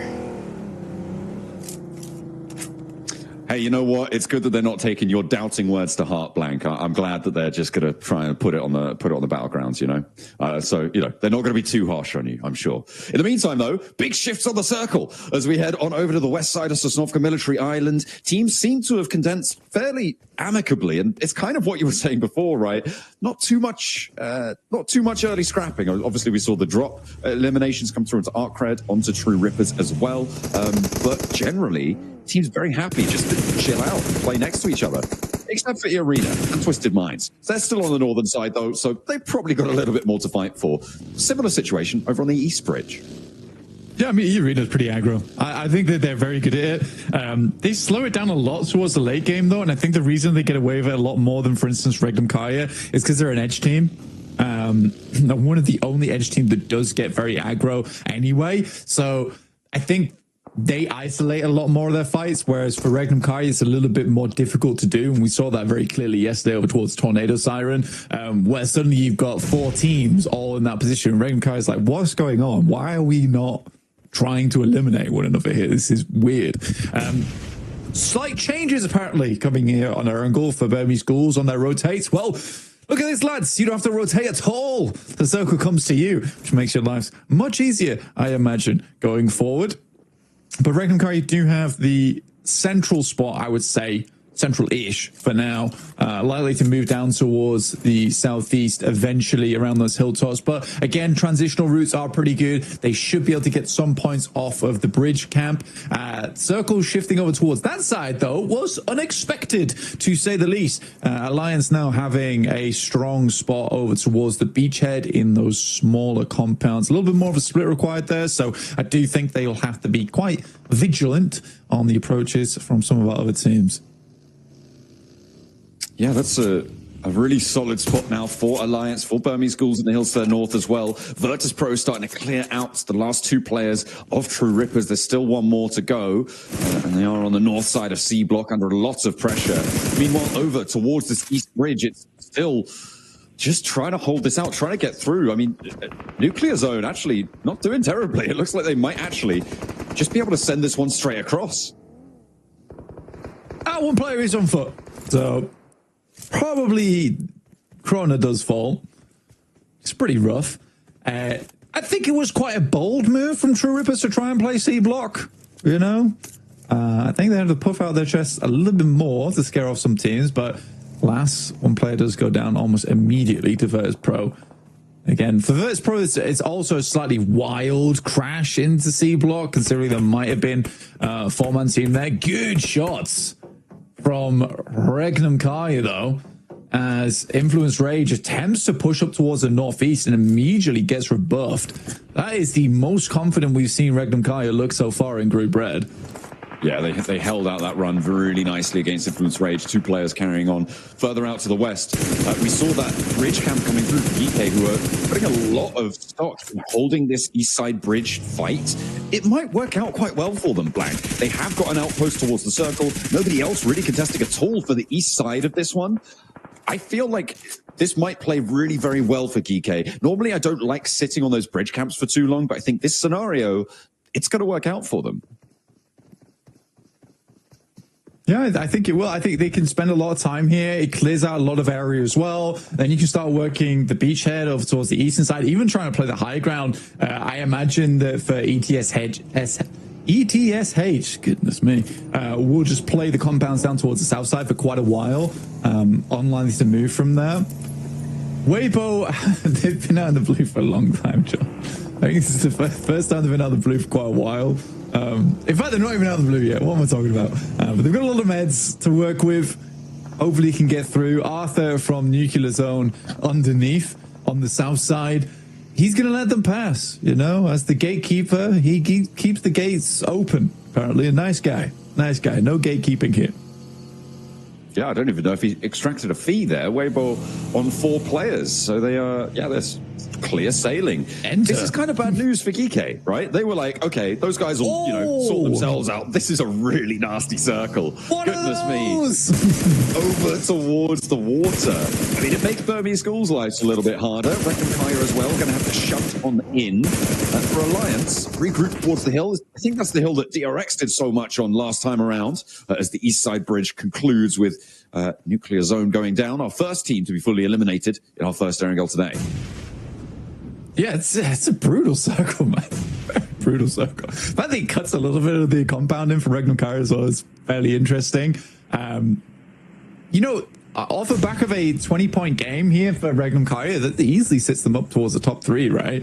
Especially with Influence Rage taking quite a bit of damage right now.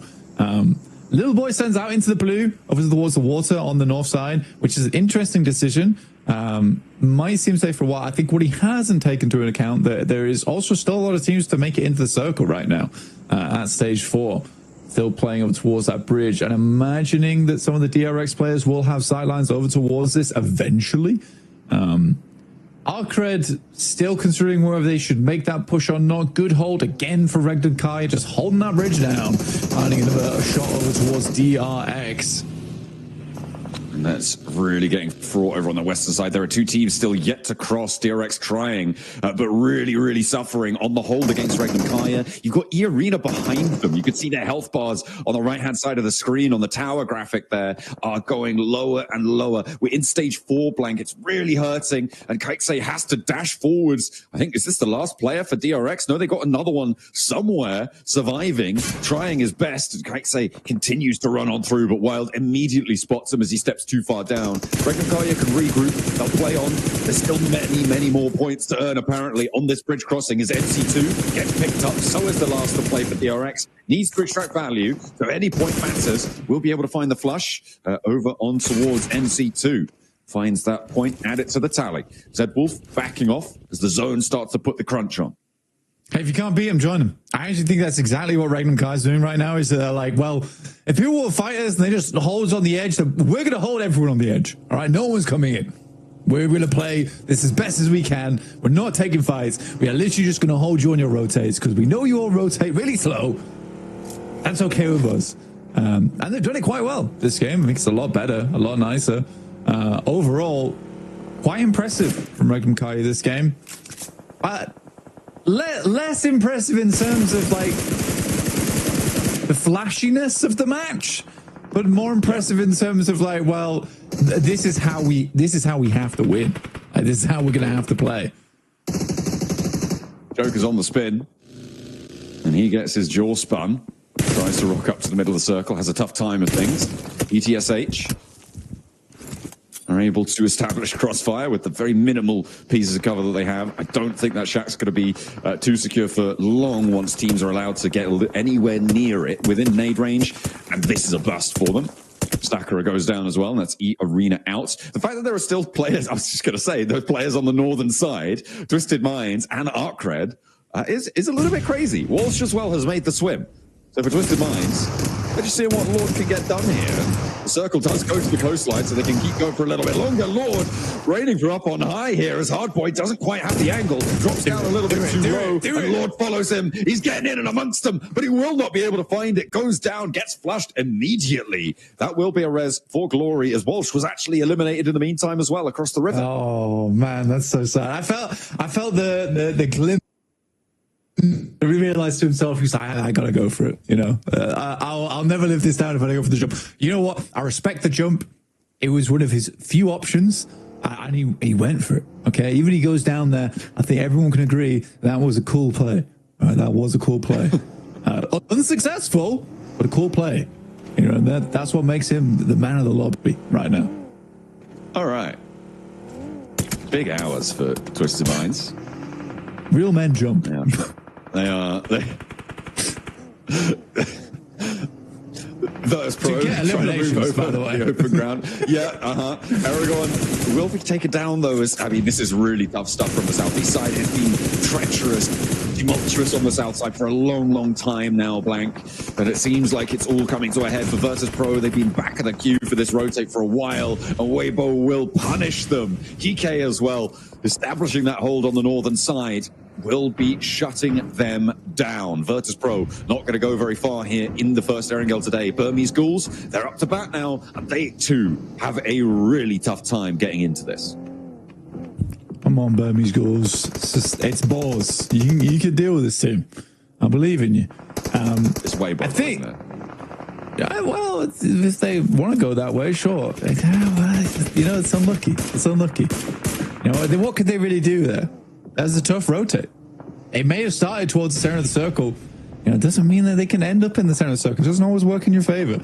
I will say, though, no, shush, no. I'm going to talk about it a little bit, right? Weibo, on the other hand, excellent stuff. I think that the rotate that they made was unforgiving, long, and grueling, yet they have ended up here. And again, I think that I was talking about a lot yesterday. I think Weibo does have some of the best rotates in this lobby. Hasn't quite translated into points towards the top 3 just yet. But if you watch back, I think it's around about 60% of the games they play, they've made like a crazy rotate that has worked where they have threaded the needle. Look, they're going back to bed, all right? They're going to go back in the ground and they're going to come back out next game, okay?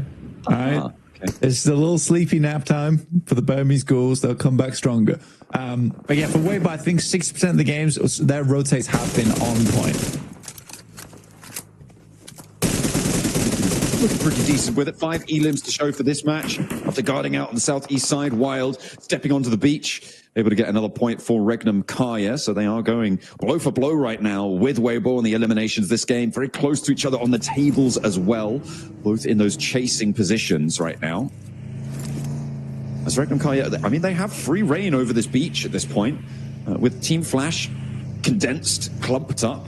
They can start to extend over around this way, but Geeke will meet them head on, right? And that's probably what they're worried about. The team that's far off around that beachhead, just taking a spot out. If they're completely out in the open, they just can't make that work. So instead, they head a little bit more inland. I really want to see how Regnum Kaya handles this now. It's not an easy circle, to say the least, and there is a lot of long-range shots required. I think Zed Wolf is insane at that, as is Silas, and Lockley has some good chops on him as well. Wild takes some very, very good anchor points for the squad, and that's going to be very helpful in this circle. But yeah, for Regnum Kaya, everything has led up to this moment right now, and I think that they have the chops to do it. It's a case where you see this circle, and for Regnum Kaya, this is an easily winnable game. I will be disappointed if they don't win it. Equally, I'd be happy if we saw Weibo win as well. I think they'll rotate from the north side. They're in the blue zone for about a good 10 minutes. If they win this game, also a very successful match for them. Yeah, they're crossing over on that east bridge. Really very successful. Remember, they were allowed to do that by the teams fighting around that area. They came in behind the Burmese Ghouls and were able to leapfrog everything as Regnum Kaya continue to add to their tally. ETSH now down with 9 elims for Regnum Kaya. This could be a big one. But it's Alliance who sit in the middle. Currently no elims, but in a really important building that could be a little bit troublesome. However, the open ground, I think, affords Regnum Kaya a lot of strength where Alliance very much crammed in and might not get too many points for this match. There's the nade I was waiting for against Team Flash. I was worried that it was going to be coming on through, and it was to be, unfortunately for them. The second one, a little bit short. Post another. No, it goes long again. They think they've gotten out of that. But Geeke, you're going to put the hurt down. As soon as you get broadside on the door, though, that should be easy nade postage, as Wynn has to step out, and he gets knocked. I'm not gonna lie, Geeke's really overthinking this. They are really overthinking this. Nade the building. Exactly. Oh my god. You're just expecting them to jump, to run out. But if they don't run out in the first three nades, start throwing some of them inside. That's a lot of utility lost there. A lot of utility lost. Nade over the top here, over towards Ragnarok. Looks fairly on target to me, slightly far. The hovercraft will come through, so that's very low. They're going to wrap around it, or potentially just wrap back there. Still more shots over towards that. Hovercraft is required to take that down for Geeke. That is a big old treasure on side for them. Very helpful towards the end game. Oh, my a little bit low on ammo there. Mechanic for the team. Yeah, he's got the vehicles in tip-top spick and span condition, you know? You've got to be looking good on the road. For Regnum Kaya as well, the next rotate probably going to be very important, especially with Geek on the outside, right? They're going to have a lot of overview, and even more so now, they want to take control of this circle. Regnum Kaya actually being able to rotate over towards the beachhead. A lot of possibility here, but I think that you sort of just want to leave Silas there as an outpost. Same with Geek, they're doing the exact same thing. You can try and control this southern side. You know, that's where most of the teams are. It's very open on the northern edge. So this is one of the few circles where you try and play outside the zone for as long as possible to try and gather position. That's that Regnum Kaya special. Take down the hovercraft. It ain't moving. Kevin just puts it in, spots it down, gives them a little bit of cover to the north side, to be fair. Kevin just rolled in and was like, oh, actually, I'm sorry. I'm sorry. I should have never came here. I'm sorry. Oh, dear. Well, he is going to get backed off. Does manage to find the cover of his team. And now Weibo pushing up on this eastern side. That's your teammate. That is your teammate. Hero literally just naded Sook. That is unbelievable. What are you doing? That didn't was so good rotations, by the way. And there's the sticky. Hero goes down as he tries to pick his teammate back up. Weibo are their own worst enemy, Blank. It seems like EK are losing players to something. I don't even know. Because what on earth are they doing? And now Regnum Kaya have everything. Oh, Hero! What was that? It wasn't like he was even like towards Geek. He literally just turned around and lobbed it at Sook's mouth. Oh, you got to be kicking yourself for something like that, man. Oh, Hero's so sad. Oh, the chased out Geek are doing pretty well here against Regnum Kaya. Silas and Loxy now, the two to stand. Alliance to flex out in the meantime, and they do have 4 players. Well, they haven't flexed out at all, actually. They do still have 4 players, though. I'm confused, dude. I'm confused. Someone's all gone wrong. Good shots from Silas, though, to start things off here. 10 elims on the game so far for Regnum Kaya, which is great. Absolutely great. 11 make it now with Loxy helping from the back line to make that 14. Now into a 2v4. Okay. Jimmy bubbles an 8. The 1v3 hold for Loxy against Alliance. They have nothing to say about it. Now into a 2 versus 1. Loxy's coming alive, and he wants to put up big numbers here for Regnum Kaya. A 1 versus 4 for Loxy to shut it down, and Regnum Kaya run riot on the north side of Military Island.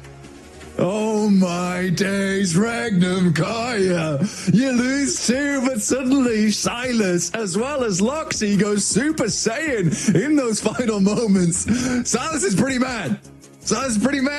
But they got it done. 17 limbs. Oh, it's not mad. It's a little bit of relief, a little bit of stress being released there in the end game. But yeah, I think... Oh my god, I know Loxy can clutch up. Did not expect the 1v3 almost immediately. Make that a 1v4. I mean, that was impeccable stuff from Loxy. Brilliant on the first hold. Getting those 2 knocks so early, of course, fantastic news for him. But reading that nade, hearing that pin and immediately capitalizing, I mean, there was confusion in Alliance's camp. They've been biding their time for far too long. A second place pales in comparison to what's just happened there. That is beautiful stuff. And it almost made me forget about the fact that Hero naded Sook, you know? And then there was a drive-by sticky in these final moments. A pretty crazy finish, all things considered. It really was. I mean, Loxy, the clutch maestro, right here on the Group Red stage.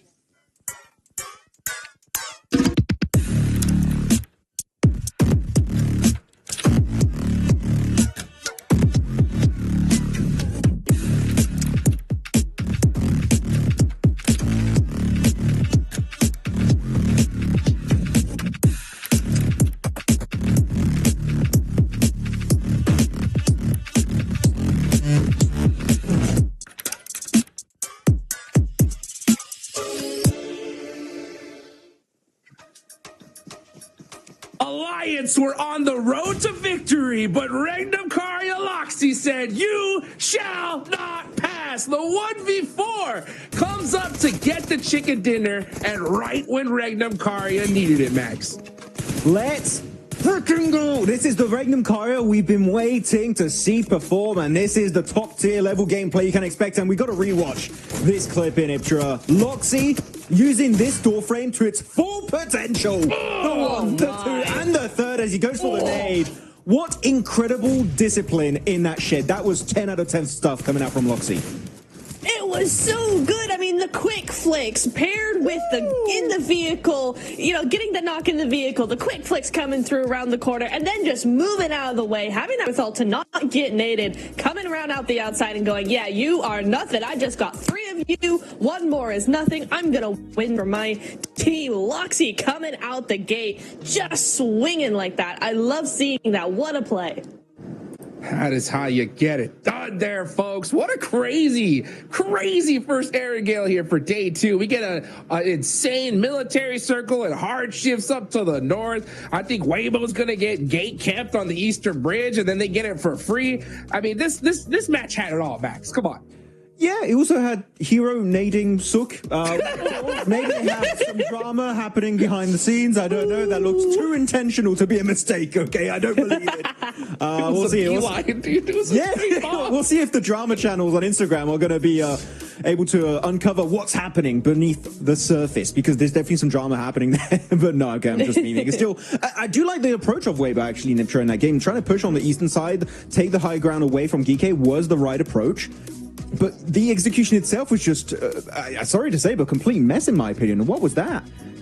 Very odd, right? And I think it's one of those things where you have such a crazy fumble like that, where it's like you naded an own teammate for like it wasn't even in the way, it was just completely wrong direction. And I think after that, maybe there's just a little bit of it all falls apart, because it's like, wait, what just happened? And other teams already in that mood to just go in and take all the elims they want, just able to take advantage. But Arcred, not a great start to their era.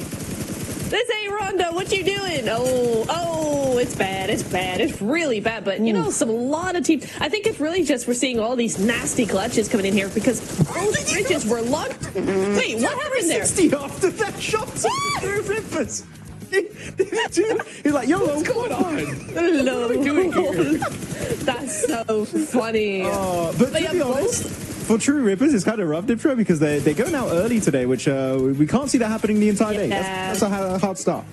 Yeah, but it's these bridges, man. I mean, both of them were locked down pretty tightly for most of the game, right? So even EA having trouble coming on through. So I got to give them a little bit of leeway, a little bit of grace. Maybe next game will be a little bit better for them. But yeah, some crazy stuff coming in here. Arcred and them in the end just able to hold on a little bit longer, able to just get a couple more points on the board. But yeah, what a crazy finish coming in here. I love how Karia played it. I love how all of them played it really geeky as well, really able to move on through and get a lot of work done.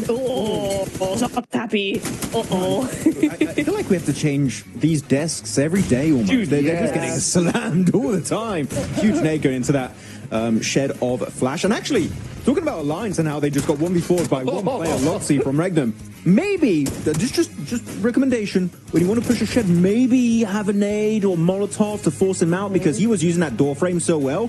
I think it's not only just a great clutch from Loxy, I think Alliance felt way too overconfident and they just got shut down instantly. That was beautiful to see. Yeah, so take a look here at those rotations, Neptura, man. That sticky nade, by the way, from Safji Geeke was just so good. But you can see them, they were hanging around in Novo. We got this southern military island circle. Look at Weibo going all the way up to Severny for so long, and then finally making that rotation down here, Neptura.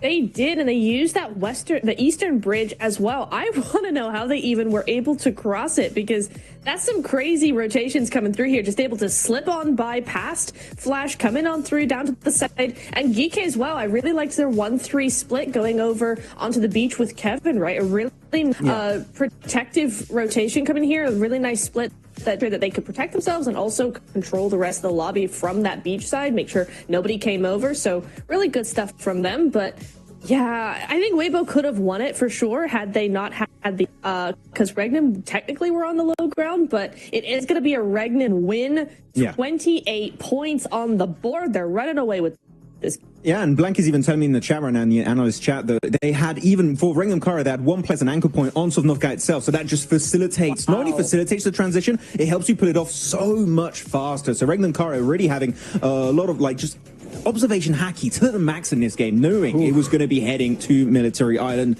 And yeah, again, this is more way aligned with my initial expectations of Ringham Kara, though DK, that's such a good hilltop position to the eastern edge right Niptro this game.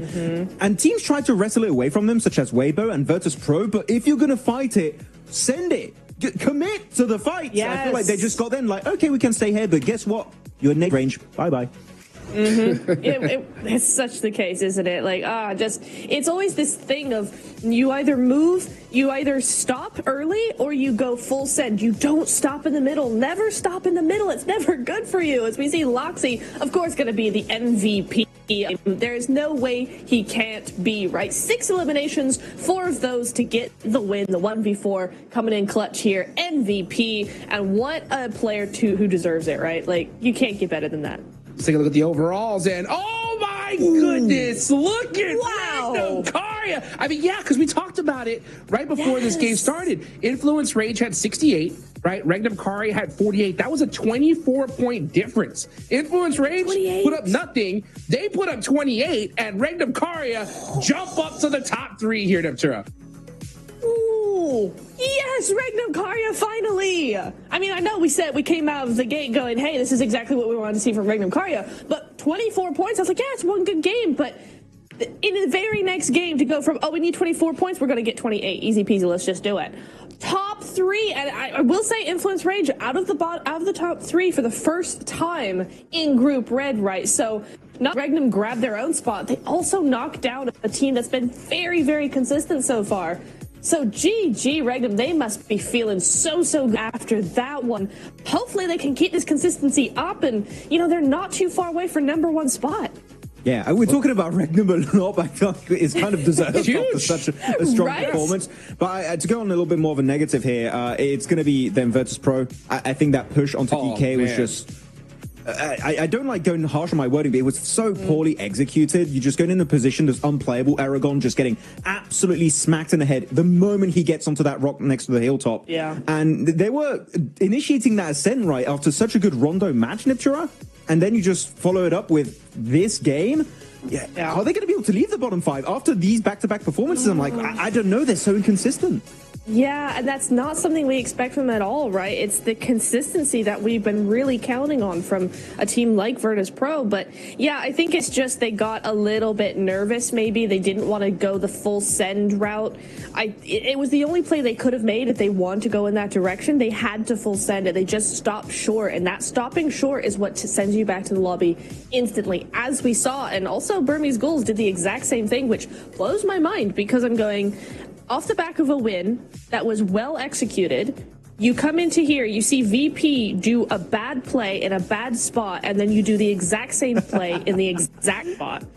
That was pretty cool. That's some big brain stuff right there. I'm confused. It was definitely an oddity. I don't know why they did it, Burmese Ghouls, but you know what? It happens, and I'm sure they're going to be learning from that mistake this time around, Hot Jukes. Yeah, that's for sure. You know, for me, Virtus Pro's like, they're out of the conversation with that push that I saw earlier. I was so upset. I mean, I think they're just having so much difficulty just adapting to this lobby, and all they got to do is just play it so much slower. Like, you don't get the middle zone and you just drive in to just get obliterated. Just play the edge, right? Let the gun skill do the talking. We know they got it.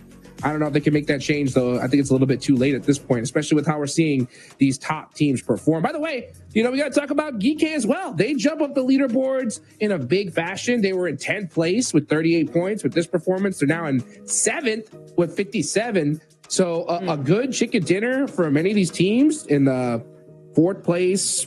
Pretty much all down to 10th. But, man, that point gap drops off big time right when it gets to 11th, I'm sure. Yeah, it does, doesn't it? It's going to be interesting to see. I think it's based on yesterday's point sponging that was going on from like the top 3 teams just getting everybody. That's why we're seeing such a big gap now. Today is really the day now that Influence Radar in the last 2 games haven't done that much. And also EA, Flash as well. Flash and EA have been slightly more consistent and, you know, being at the top of the leaderboard consistently here. But for the bottom teams, I think now today we're starting to see maybe a little bit more of a chance for them to come up, just adjust, move in, move out, and move their teams out of their space as well. I think it's just really that presence that is missing here, because Geeky were able to take up a lot of space in their zone. So was Regnum Karya as well in this last game, and I think that's really the difference between them and say maybe a WBG in that game or an Alliance in that game who kept to themselves a lot more. I think it's really where you spread out in those end games, Max, that presence is what we're needing if they really want to get points. Yeah, I mean, you want to try and make as far in the game as you possibly can. And talking about late game, Nipchura, I'm going to talk about a team that unfortunately has not been reaching the late game at all today, and that's been True Rippers. And I know in the chat there's a ton of people supporting True Rippers, you know. And the main issue with True Rippers is the lack of scouting on their early rotations. Yes. They just send, like, Rondo was just a straight up hot drop. Like, there's no scouting can be done at that point. But for this bridge, they just sent it hoping no one was going to be there. But when you have a Sovnivka Island, you're always going to have teams setting up a bridge camp against you.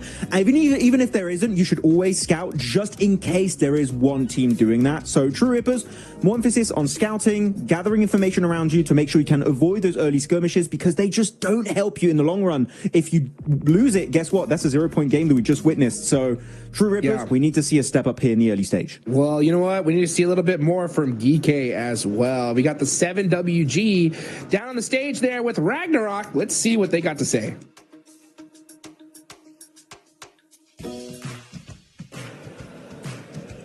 Welcome to a quick report with the 7WG. I'm joined by Ragnarok from Geekade. Even though they didn't get the win, they put up an amazing performance. I want to talk about the aggression that we're seeing so far from you guys today. Yesterday, you had 18 eliminations after 6 matches. This match alone, you had 14 elims. What clicked for you? Because even from the get-go, you were able to take down TRX at the start. شنو الفرق بين البارحة واليوم؟ البارحة 18 اليوم كله، اليوم 20. شنو تغير بين البارحة واليوم؟ صراحة امبارح يعني كنا لسه شوي مش مكتسبين الثقة، لأنه جانتلت كان الأداء شوي سيء. بس إن شاء الله اليوم يعني غيرنا أسلوب اللعب، كنا نعتمد أكثر على السنتر. اليوم حاولنا نلعب بالإدج أكثر، وهذا الشيء حصلنا إقصاءات أكثر من أول. He said that honestly yesterday we came in not feeling so well because we're still a little bit nervous from our performance in the Gauntlet. And we're also changing our play style. We don't want to play more in the center, we want to go more on the edge side of the map and try to play that more. Okay, well, I'm hoping that's going to continue to happen for you. Now, are we going to continue to see this type of aggression from GK today? حظلهم بهذا المستوى من الاجريشن ولا لا؟ ان شاء الله يعني راح نحاول نساوي اللي بدنا اياه، وحسب كل جيم شو بتطلب. يعني كل جيم مو كل جيم نقدر نلعب بنفس الطريقه، بنحاول نتاقلم مع كل جيم بجيمه. He said we're hoping to be more aggressive as well, but each game is different. In some of the games we are going to have to play a little bit more defensive, and adapt to it. But the overall plan is to be as aggressive as possible. Okay, and going back to the first answer that you gave me, with the quick switch of styles that you guys are doing, is there any team that you're seeing as a threat or as a rival? انت ما زال غيرت البلاي ستايل، في اي فريق تباوع عليه تقول هذا فريق يمكن يهاجمنا او يسبب لنا مشاكل؟ صراحة كل الفرق هون قوية، يعني مش لوبي ضعيف، فكل الفرق بالنسبة لنا نفس الشيء. ويعني أكثر فريق ممكن إنه بيحاوطنا أو بيلعب نفس طريقة لعبنا أي أرينا، ممكن بس هم الوحيدين يعني. He said that honestly all the teams here are a threat, all of them are dangerous, causing us problems, but there's one team that's the most similar play style or the most threatening, we would say it's E-Arena. Okay, well, hey, one of the teams that is top 3 right now, I'm pretty sure that's where you guys are currently aiming to be in day 2. Let's see if they can continue on that aggression for the rest of the day.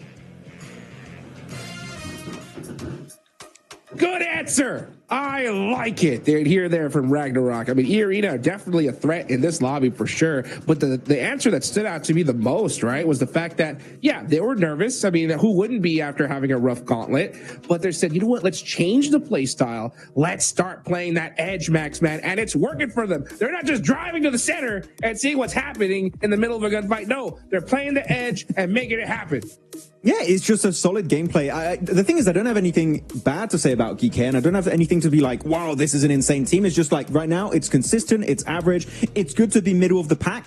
you always need that little bit extra, Hodrix, if you want to be a team to be maybe in the top 3, because last chance, I'm telling you, you don't want to go there. You need to be top 2 or you're going home. So I think the Geeky right now, I want to see a massive elimination win. That would be the thing that would be like, okay, Geeky, there's hope. They can make it happen. They can maybe qualify for the grand finals. Well, they're 19 points away from that 3rd place spot. So they're going to definitely need to get some eliminations here and now in the second Erangel of the day. John and Blank, how many eliminations do you think Geeky are going to get?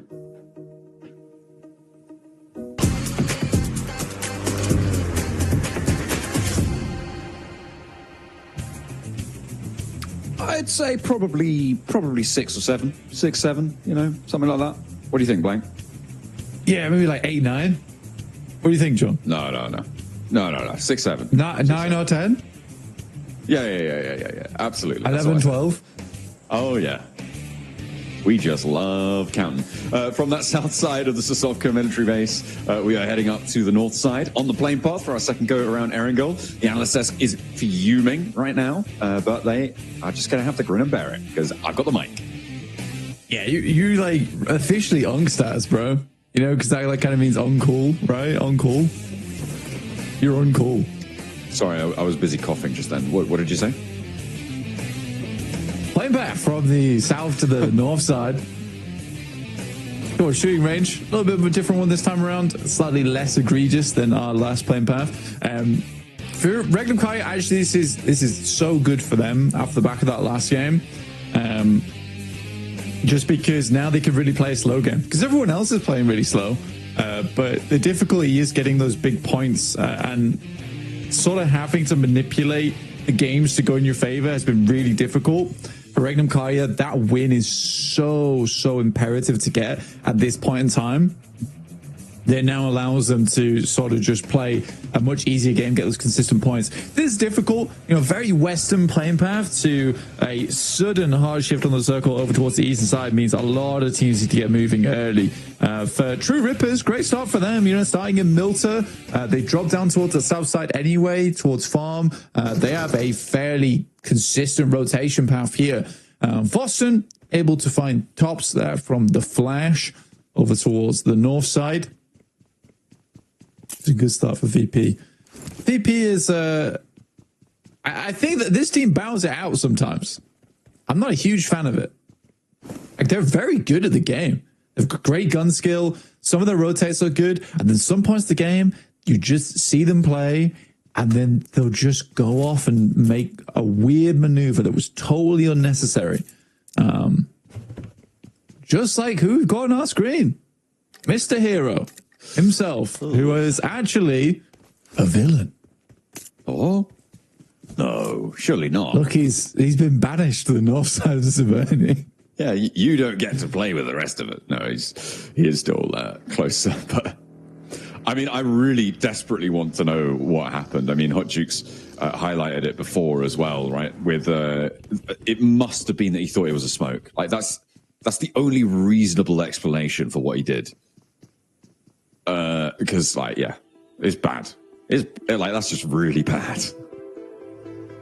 Yeah, even then, Suk was already smoked. So yeah, you know, it makes exactly. It kind of makes no sense. I think there's already 2 smokes there. So like, why send the? I think it was a whiff. I think it was just a whiff. I think he went to put it away, and then he's turning around as he turns around and throws the grenade, and it looks so intentional when it's just a big mistake. But it is a mistake that costs them a lot of points off the back of like what was an incredible rotate. The rotates at the moment, fantastic from Weibo. Their late game, on the other hand, there's something left to be desired there. It's discoordinated, a bit broken, it seems, on that front. And they could have been on the points tally where Regnum Kaya is, with a good game, with a good transition at the end of that. They absolutely could have been up in 3rd place. But for now, not so lucky. They're now 16 points behind. East side circle over towards the mansion area, the north of prison. will be a lot of open ground there. You've got that Lumberyard hilltop as well to the south. The Asfields out to the west. Currently, no one is in Lepovka. Virtus.pro, they're trying to change that by the looks of things, but they might actually divert and play more out in the open field, since it looks like they are maybe not fully looted here, actually. No, Voston doesn't even have a vest or a helmet, so they will need to stop off and grab some loot. Wouldn't be too surprised to see them ending up in Lepovka. I mean, Virtus.pro's case of they just went from an okay position, like sort of split off around on that north side, and since then they have just been rotating, as have a lot of other teams. Regnum Kai is going to make that pass from Rosler over towards the eastern side. Much easier rotate for them now, considering OG isn't in the lobby, playing around just towards their south, and Arcred doesn't rotate quite as quick as OG here. So I think for Regnum Kai, they definitely afforded a lot more space in Group Red to play around with here on Erangel. You're right, VP immediately over towards the Lepovka with 2 players, and that split over towards the north side as well. That's getting a lot of loot on board. Many other teams who dropped far over towards the west, they've not even considered moving early. There's no real reason to. It wasn't like they were going to get a central position anyway, so they're happier just to play the edge. And it might work out. We'll have to wait and see. Arcred, 4 players in a vehicle. Minute 5. You've got to be joking. Surely there's been another vehicle that you could have taken. By this point, it's a bit criminal, especially on this sort of... There's a buggy right there. Come on. Surely you've got it. Okay, fine. Right, okay. I'm slightly less... They could have put it... Okay, it's the maxi. Fine. It's still three in a vehicle. What have they been doing this whole time? If they only have one vehicle up to this point. Rotating? I'm mad. So, I'm big mad. Yeah, see that. Okay, garage is free. Those pick themselves up a nice shiny car. Which one of these players, potentially in this group, might be able to pick up for themselves with a little Porsche towards the end of things. There we go. All right. My nerves have been calmed. They have split into several different vehicles rather than all sitting in the same one. The fact that Twisted Minds were so close to them as well, all in the same vehicle, must have been absolutely terrifying, right? Like, you spot that and you think, oh nuts, we're going to be absolutely ripped to shreds here. But they do manage to split out. They find that extra buggy. They get to the garage. So it's okay. It's okay. I'm chilling a little bit more. Well, they've been rotating up on that north side. DRX, it's a little camouflaged hay bale there in the way. Need to regain some speed. Pop that stim so you don't stay below that max HP. And another little bobble on the ground. Catch them unawares. Having a terrible time out the field there. Yeah, it's not easy. Not easy sometimes. Weibo going to make their rotate down from the northern edge. It's just to the west of the coast. So it's on top of where VP is currently playing, just the west of DRX right now, as you can see. I think this is an okay place to start, especially when you don't really know where zone 2 is either. You just pick up the L block there, and it's fairly easy for the rest of the game for you as Weibo. Yes, there could be some big shifts on the circle there, but because, again, most of the teams are stuck out on that western side, I think Weibo's quite happy with this rotation they've been able to grab, which sits them on the eastern side of the circle, where they should know there's plenty more space to rotate around in.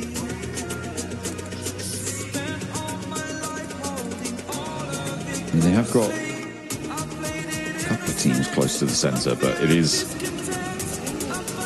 difficult to move in a little bit further south at the moment. You do need that scouting on board, although you expect them to be aware of their surroundings. The Regnum Kai is split right now between Heaven and further down towards south on the compound that oversees the dips to the west.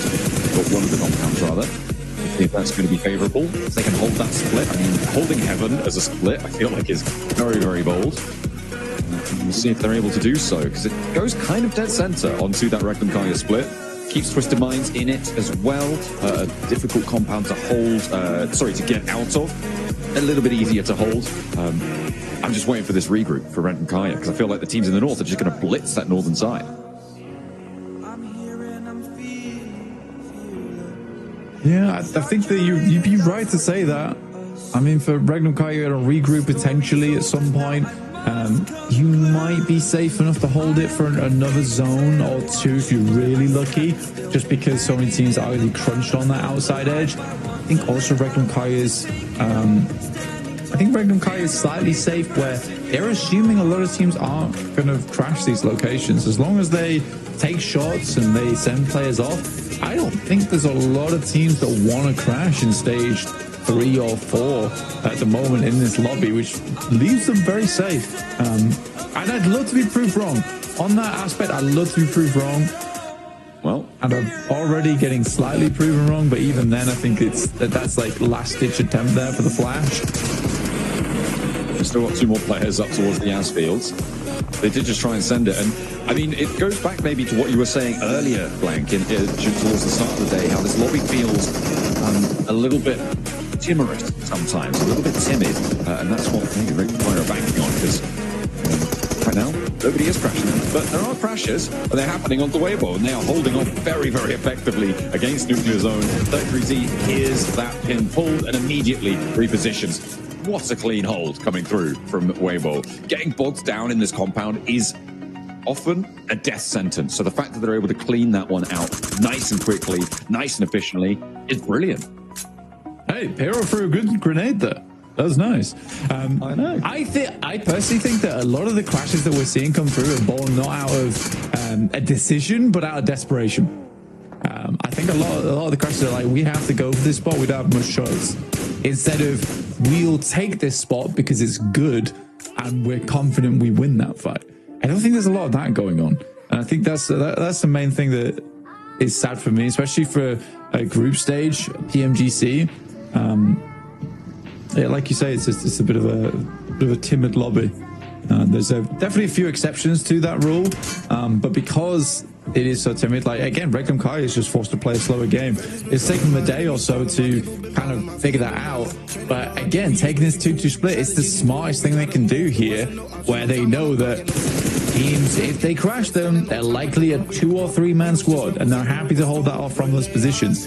And just like that, they own such a large amount of the zone. I mean, Silas even rotating out here, that's a bit much. But I think they're so confident people aren't going to make the move. I mean, yeah, it's definitely not the sort of play you could be making over towards finals, probably not even back in the Gauntlet either, to hold this much ground. But Silas rotating out was pretty bold, but with this circle, hard southwest shift, it might just pay off. He's a little bit ahead of the game when it comes to scouting out that west side, and they might need to crunch further in. Yeah, Regnum, Kaya, over on the northern edge. We are heading down towards farm area. Dip's still involved, which is currently held by Arcred, GK, and then Boars up to the north of it. BP were able to move around Prism, which is very much a big old point of interest here on this circle, just because over towards Lumberyard as well, you know, this high ground that sort of cuts teams in half in terms of their rotation of where they want to go. It's not easy. Definitely not easy to play. Alliance is either forced to head on towards the north side into open ground, or they swing down towards the south. But True Rippers has got that angle covered right now. I'm calling it now. It's going to be a heal-off final zone with someone up top and someone underneath in the shelter. I think that's what going to happen. Yeah, I'm calling it right now. Right here in stage 3. It's 100% guaranteed. The only time you gotta stop saying it's guaranteed when you we've only ever seen 1-0 elimination chicken dinner, and that happened on it was on Sandhawk back in the day when we still have that as a map in the rotation with 1 player down in cave. I loved it. Yeah, he's playing in this lobby right now. I know. Who is it? Huh? Who is it? That's Pro Boys, isn't it? But which one? Ooh, I can't remember which one. Definitely one of them. Oh, you've been found wanting. Ooh, it was no. Hang on a minute. Was it? Okay. Yeah. Fair enough. Well, there we go. Let's see if we can do it again. Let's see. Over towards the north side is DRX coming down from mansion. Again, pretty open zone, so they'll have to kind of transition round. They could play west side of the road, which is a little bit of a lip to play off the back of. It's not ideal, though, because the circle's likely to move off that position, but it will give them some safety into the future. I'll tell you what, right now, it's not looking enjoyable playing down towards the south. No, it's pretty crammed, pretty difficult sight lines to stay away from. But the centre's not looking too favourable either. I mean, it is a lot of open ground around the shelter area. Those entrances really providing a lot of cover for those teams. But look at the crashes starting to come through. I mean, 2 players crashing in for the Burmese Schools, and we're going back up to the northeast. Oh dear. Make up your mind, Mr. Circle. Oh, they just can't figure it out. Twisted Mind very happy about this. In their compound, they should feel pretty good with themselves. A nade around the side, but it's shot from Godspeed to be able to land over towards Bose. And that's a flush immediately. The nades over towards Win, not going to find their way through. Who's hocking those ones over then? Is that Geekay? Is that the back lines of Geekay putting more nades in? It feels like an overinvestment.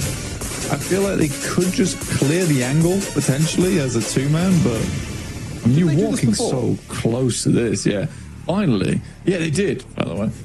You're right. Finally, it's got done. I think it was like 8 or 9 grenades sent that way. It's a lot to be sending in. DRX rocking up over towards Influence Rage. For them, this is a big pickup. It's a very big pickup. Sadly, there is a lot of other players all taking shots down towards this position. Goodness me, that's a terrifying noise to be hearing. For Twisted Minds, this is a big chance for them. A big chance for their region as well to do them proud. I think there was a lot of hopes riding on Twisted Minds in terms of them as a team with Freak and Lord rejoining at PMGC is a really cool sight to see for me. But I want to see them go a little bit further than that, honestly. Right now, down at 24 points is not where I expected them to finish. No, it's below par. It is below par. It's not a happy time. Well, this is PMGC. You know, these are the best in the world at what they do. It's not always easy to find your way through, even if you are the best in your region. With previous showings, with previous experience, it's a new game every year. And you need to be adaptable to it. At the moment, it doesn't seem like they're quite up to that task. On the north side of this circle, there's a lot of open ground. And maybe VP could stretch out towards it, but Alliance kind of have the run out from prison all the way up, covered, and Reckon Kaya have sort of been the slowest team to move from the north to the hard southwest shift, but that's now benefited them because of this this back shift from the circle, moving all the way back out to those fields. It's made life a little bit tricky for a lot of our teams here. Especially down towards the south side, like I said, around prison, like it's that slope that comes down. You can see right here on screen, which, you know, so beautifully displays it for us. But True Rippers sort of wanted them to push down a little bit sooner off the back of this. E-Arena's got very good sightlines on this one. See ETSH just like flying around in circles, attempting to not get shot at. It's like, I'm sorry, I've got some bad news for you. This is so open. Oh no. It doesn't help driving back and forth. You're still in open sidelines. Oh, dear me. They are absolutely getting battered on that south side. I mean, maybe they'll find a way through, maybe not. Hey, there's a little bit of a knock over towards the arena coming through from the Burmese Ghouls, who are crunching in the west side of things. Weibo right now with the northernmost shelter entrance hold. They are feeling pretty good about themselves. They're watching all of this happen. They know they're potentially going to be able to pick up all the pieces from this as well and fight on from that position on the south edge, which is not a terrible spot to be in at all if you can get rid of all these teams to your south. And that is the big challenge here. Arcred, they want to start. This is a flex out, a solo position, and the nades do find their way down. He's able to hit a full-on strike with that one. Might even get the knock and the flush, but not meant to be as Safety is able to saddle his way round some cover. So pick back up again. Is Weibo on the other side as a 4-man, attempting to not nade each other this game. The Burmese Ghouls do make their way up into shelter of their own. It's very much on the edge of the circle. You can see just how disgusting a lot of this map is, where you have 6 teams all in one location. We're heading over towards Museum here. The RX already losing a player. The slightly late smoke, commiseration smoke, let's say. An Alliance once again being put to bed by Regnum Kaya. Now on the northern side, a big crash from Alliance over towards Regnum Kaya, and it does not go their way. They pick up all of those. I think they managed to keep everyone alive there as well.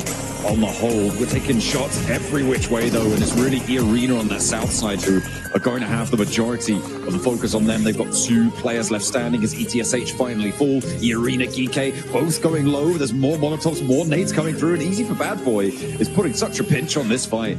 It is made so difficult. And again, it's Weibo who are just profiting off of this. They're holding everyone out on that south edge. True Rippers finally slide on past and might actually be into a bit of a winner here. If they can keep things going, the Burmese Ghouls have to send down into the trenches. Dirty K with the shotgun challenge, and his teammate not going to be able to find it. Sorry, what teammate? It's True Ripper's teammates who are going to be falling there. Virtus Pro chiming in, Arcred as well. Goodness me. Dirty K just about clinging on there. I mean, Virtus Pro is very selective the way they dealt with that one and left 30k to live another day and just send all the shots over towards True Rippers. And that's the angle from that eastern side. I mean, this is the best thing that Virtus Pro can do here. Now, here's the prediction, though, is that the next few minutes, Virtus Pro is going to make a big crash and die. Okay, all right, well, where are they going to crash? I think is the bigger prediction, right? I think that you can definitely say that True Rippers cannot deal with 30k today. Oh no, Jelly able to shut it down, but there's that Voston pickoff on the backlines. They do take all of the True Rippers out of action. 30k falls as well, so E-Arena drawn short. Regnum Kaya on the hunt for their first place spot.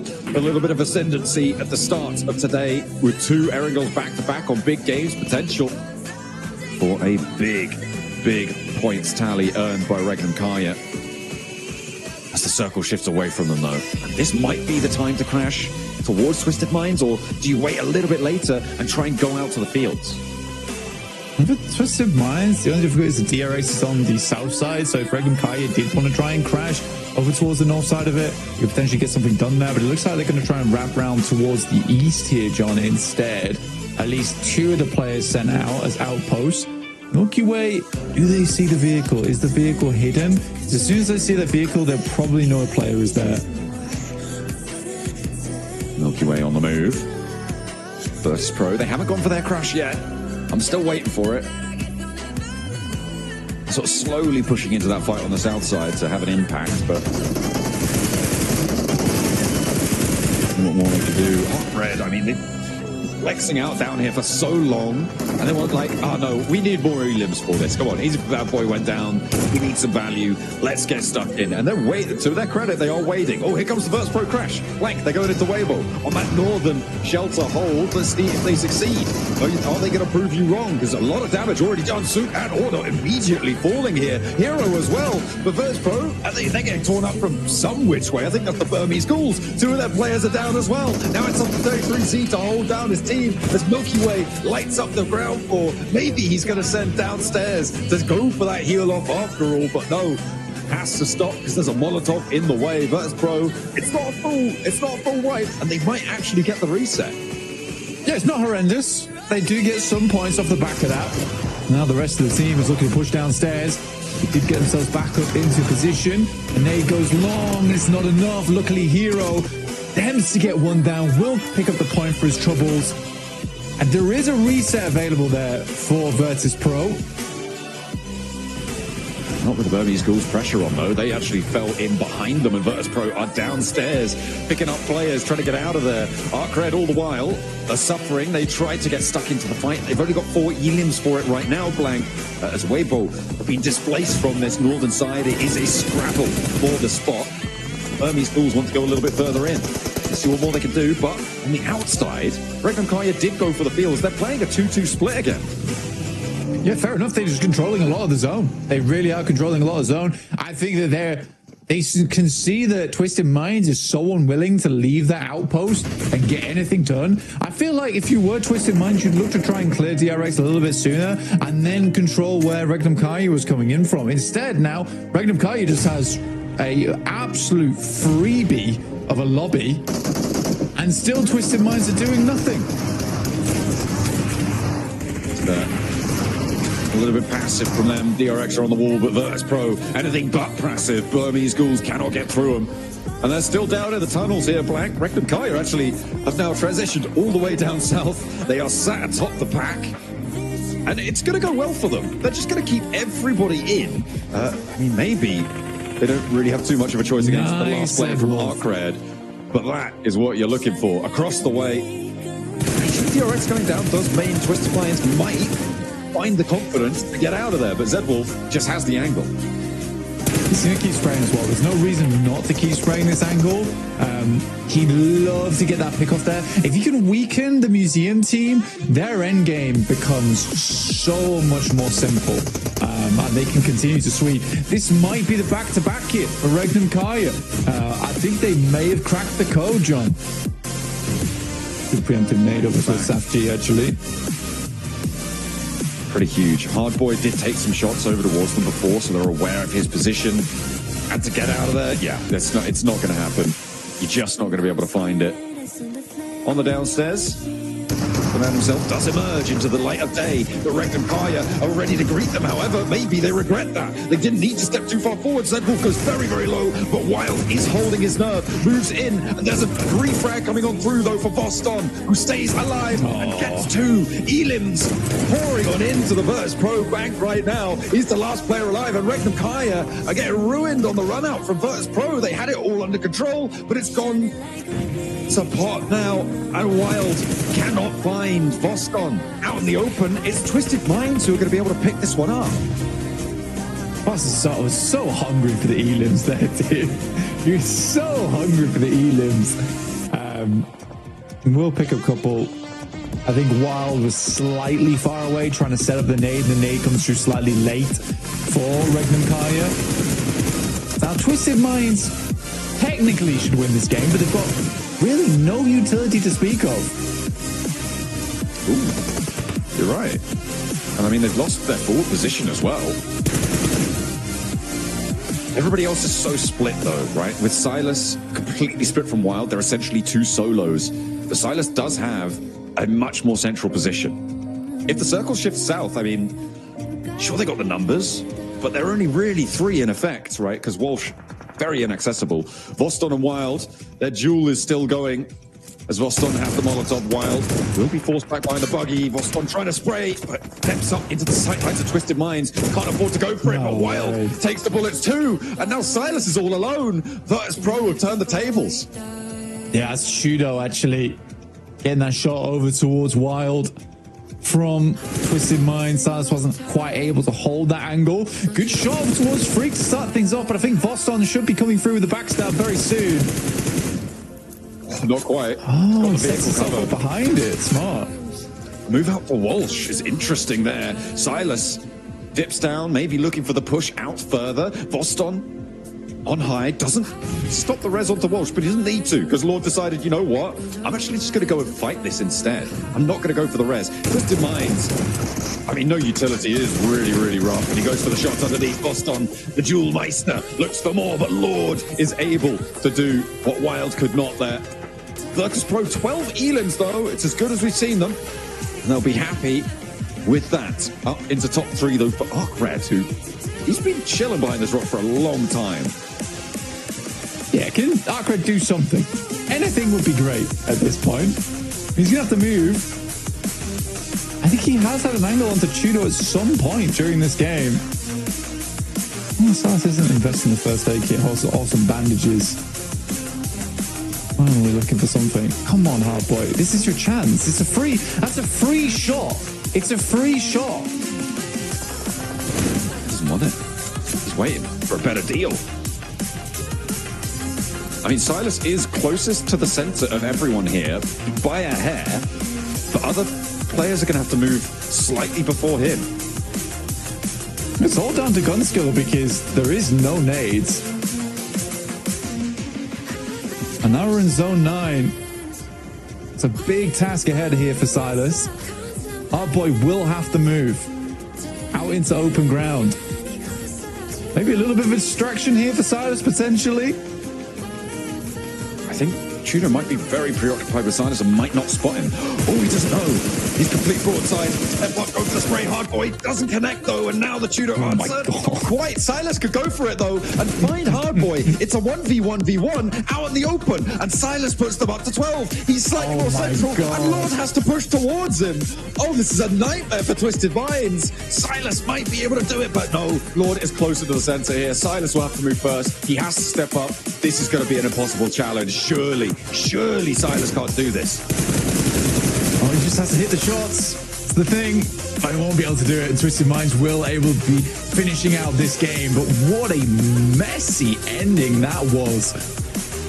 A lack of control there from Twisted Minds, in my opinion. Second place, though, with 12 elims at the end there, Blank. That is a brilliant back-to-back performance from Regnum Kaya. But you're right. Twisted Minds, no presence, really no aura in that game, and they needed it. Fortunately, for everyone else, it was just a little bit too good of a position. Yeah, very nice there from Regnum Kai overall. Like I said, Silas in a extremely fun little end game. For Hardboy, gives me with guys shaking at the end there with the amount of adrenaline going through him. That spray was awkward. Had to even go for the full spray reset to get it done.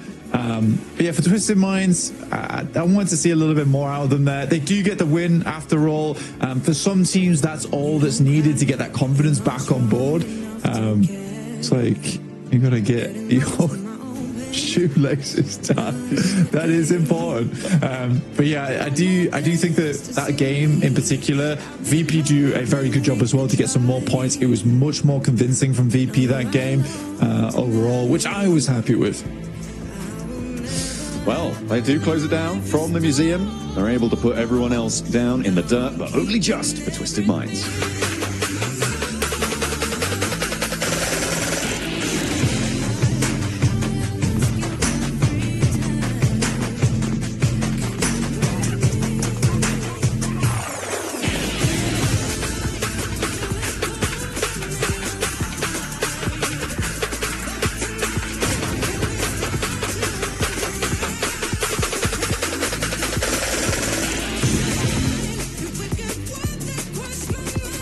Twisted Minds finally secure their first chicken dinner for this PMGC. This squad was all the way down in 13th place. I gotta say, I mean, it looked a little shaky there for a second, Max, man, but this was a huge win for the squad. I mean, they had so much control and they gave it up, and because of that, they lost a lot of their forces, a lot of their players in the process. And luckily enough, there was Lord who was able to redeem it in this game versus Silas. That 1v1, I'm telling you, the high ground is not there, or Silas has a single smoke niptura.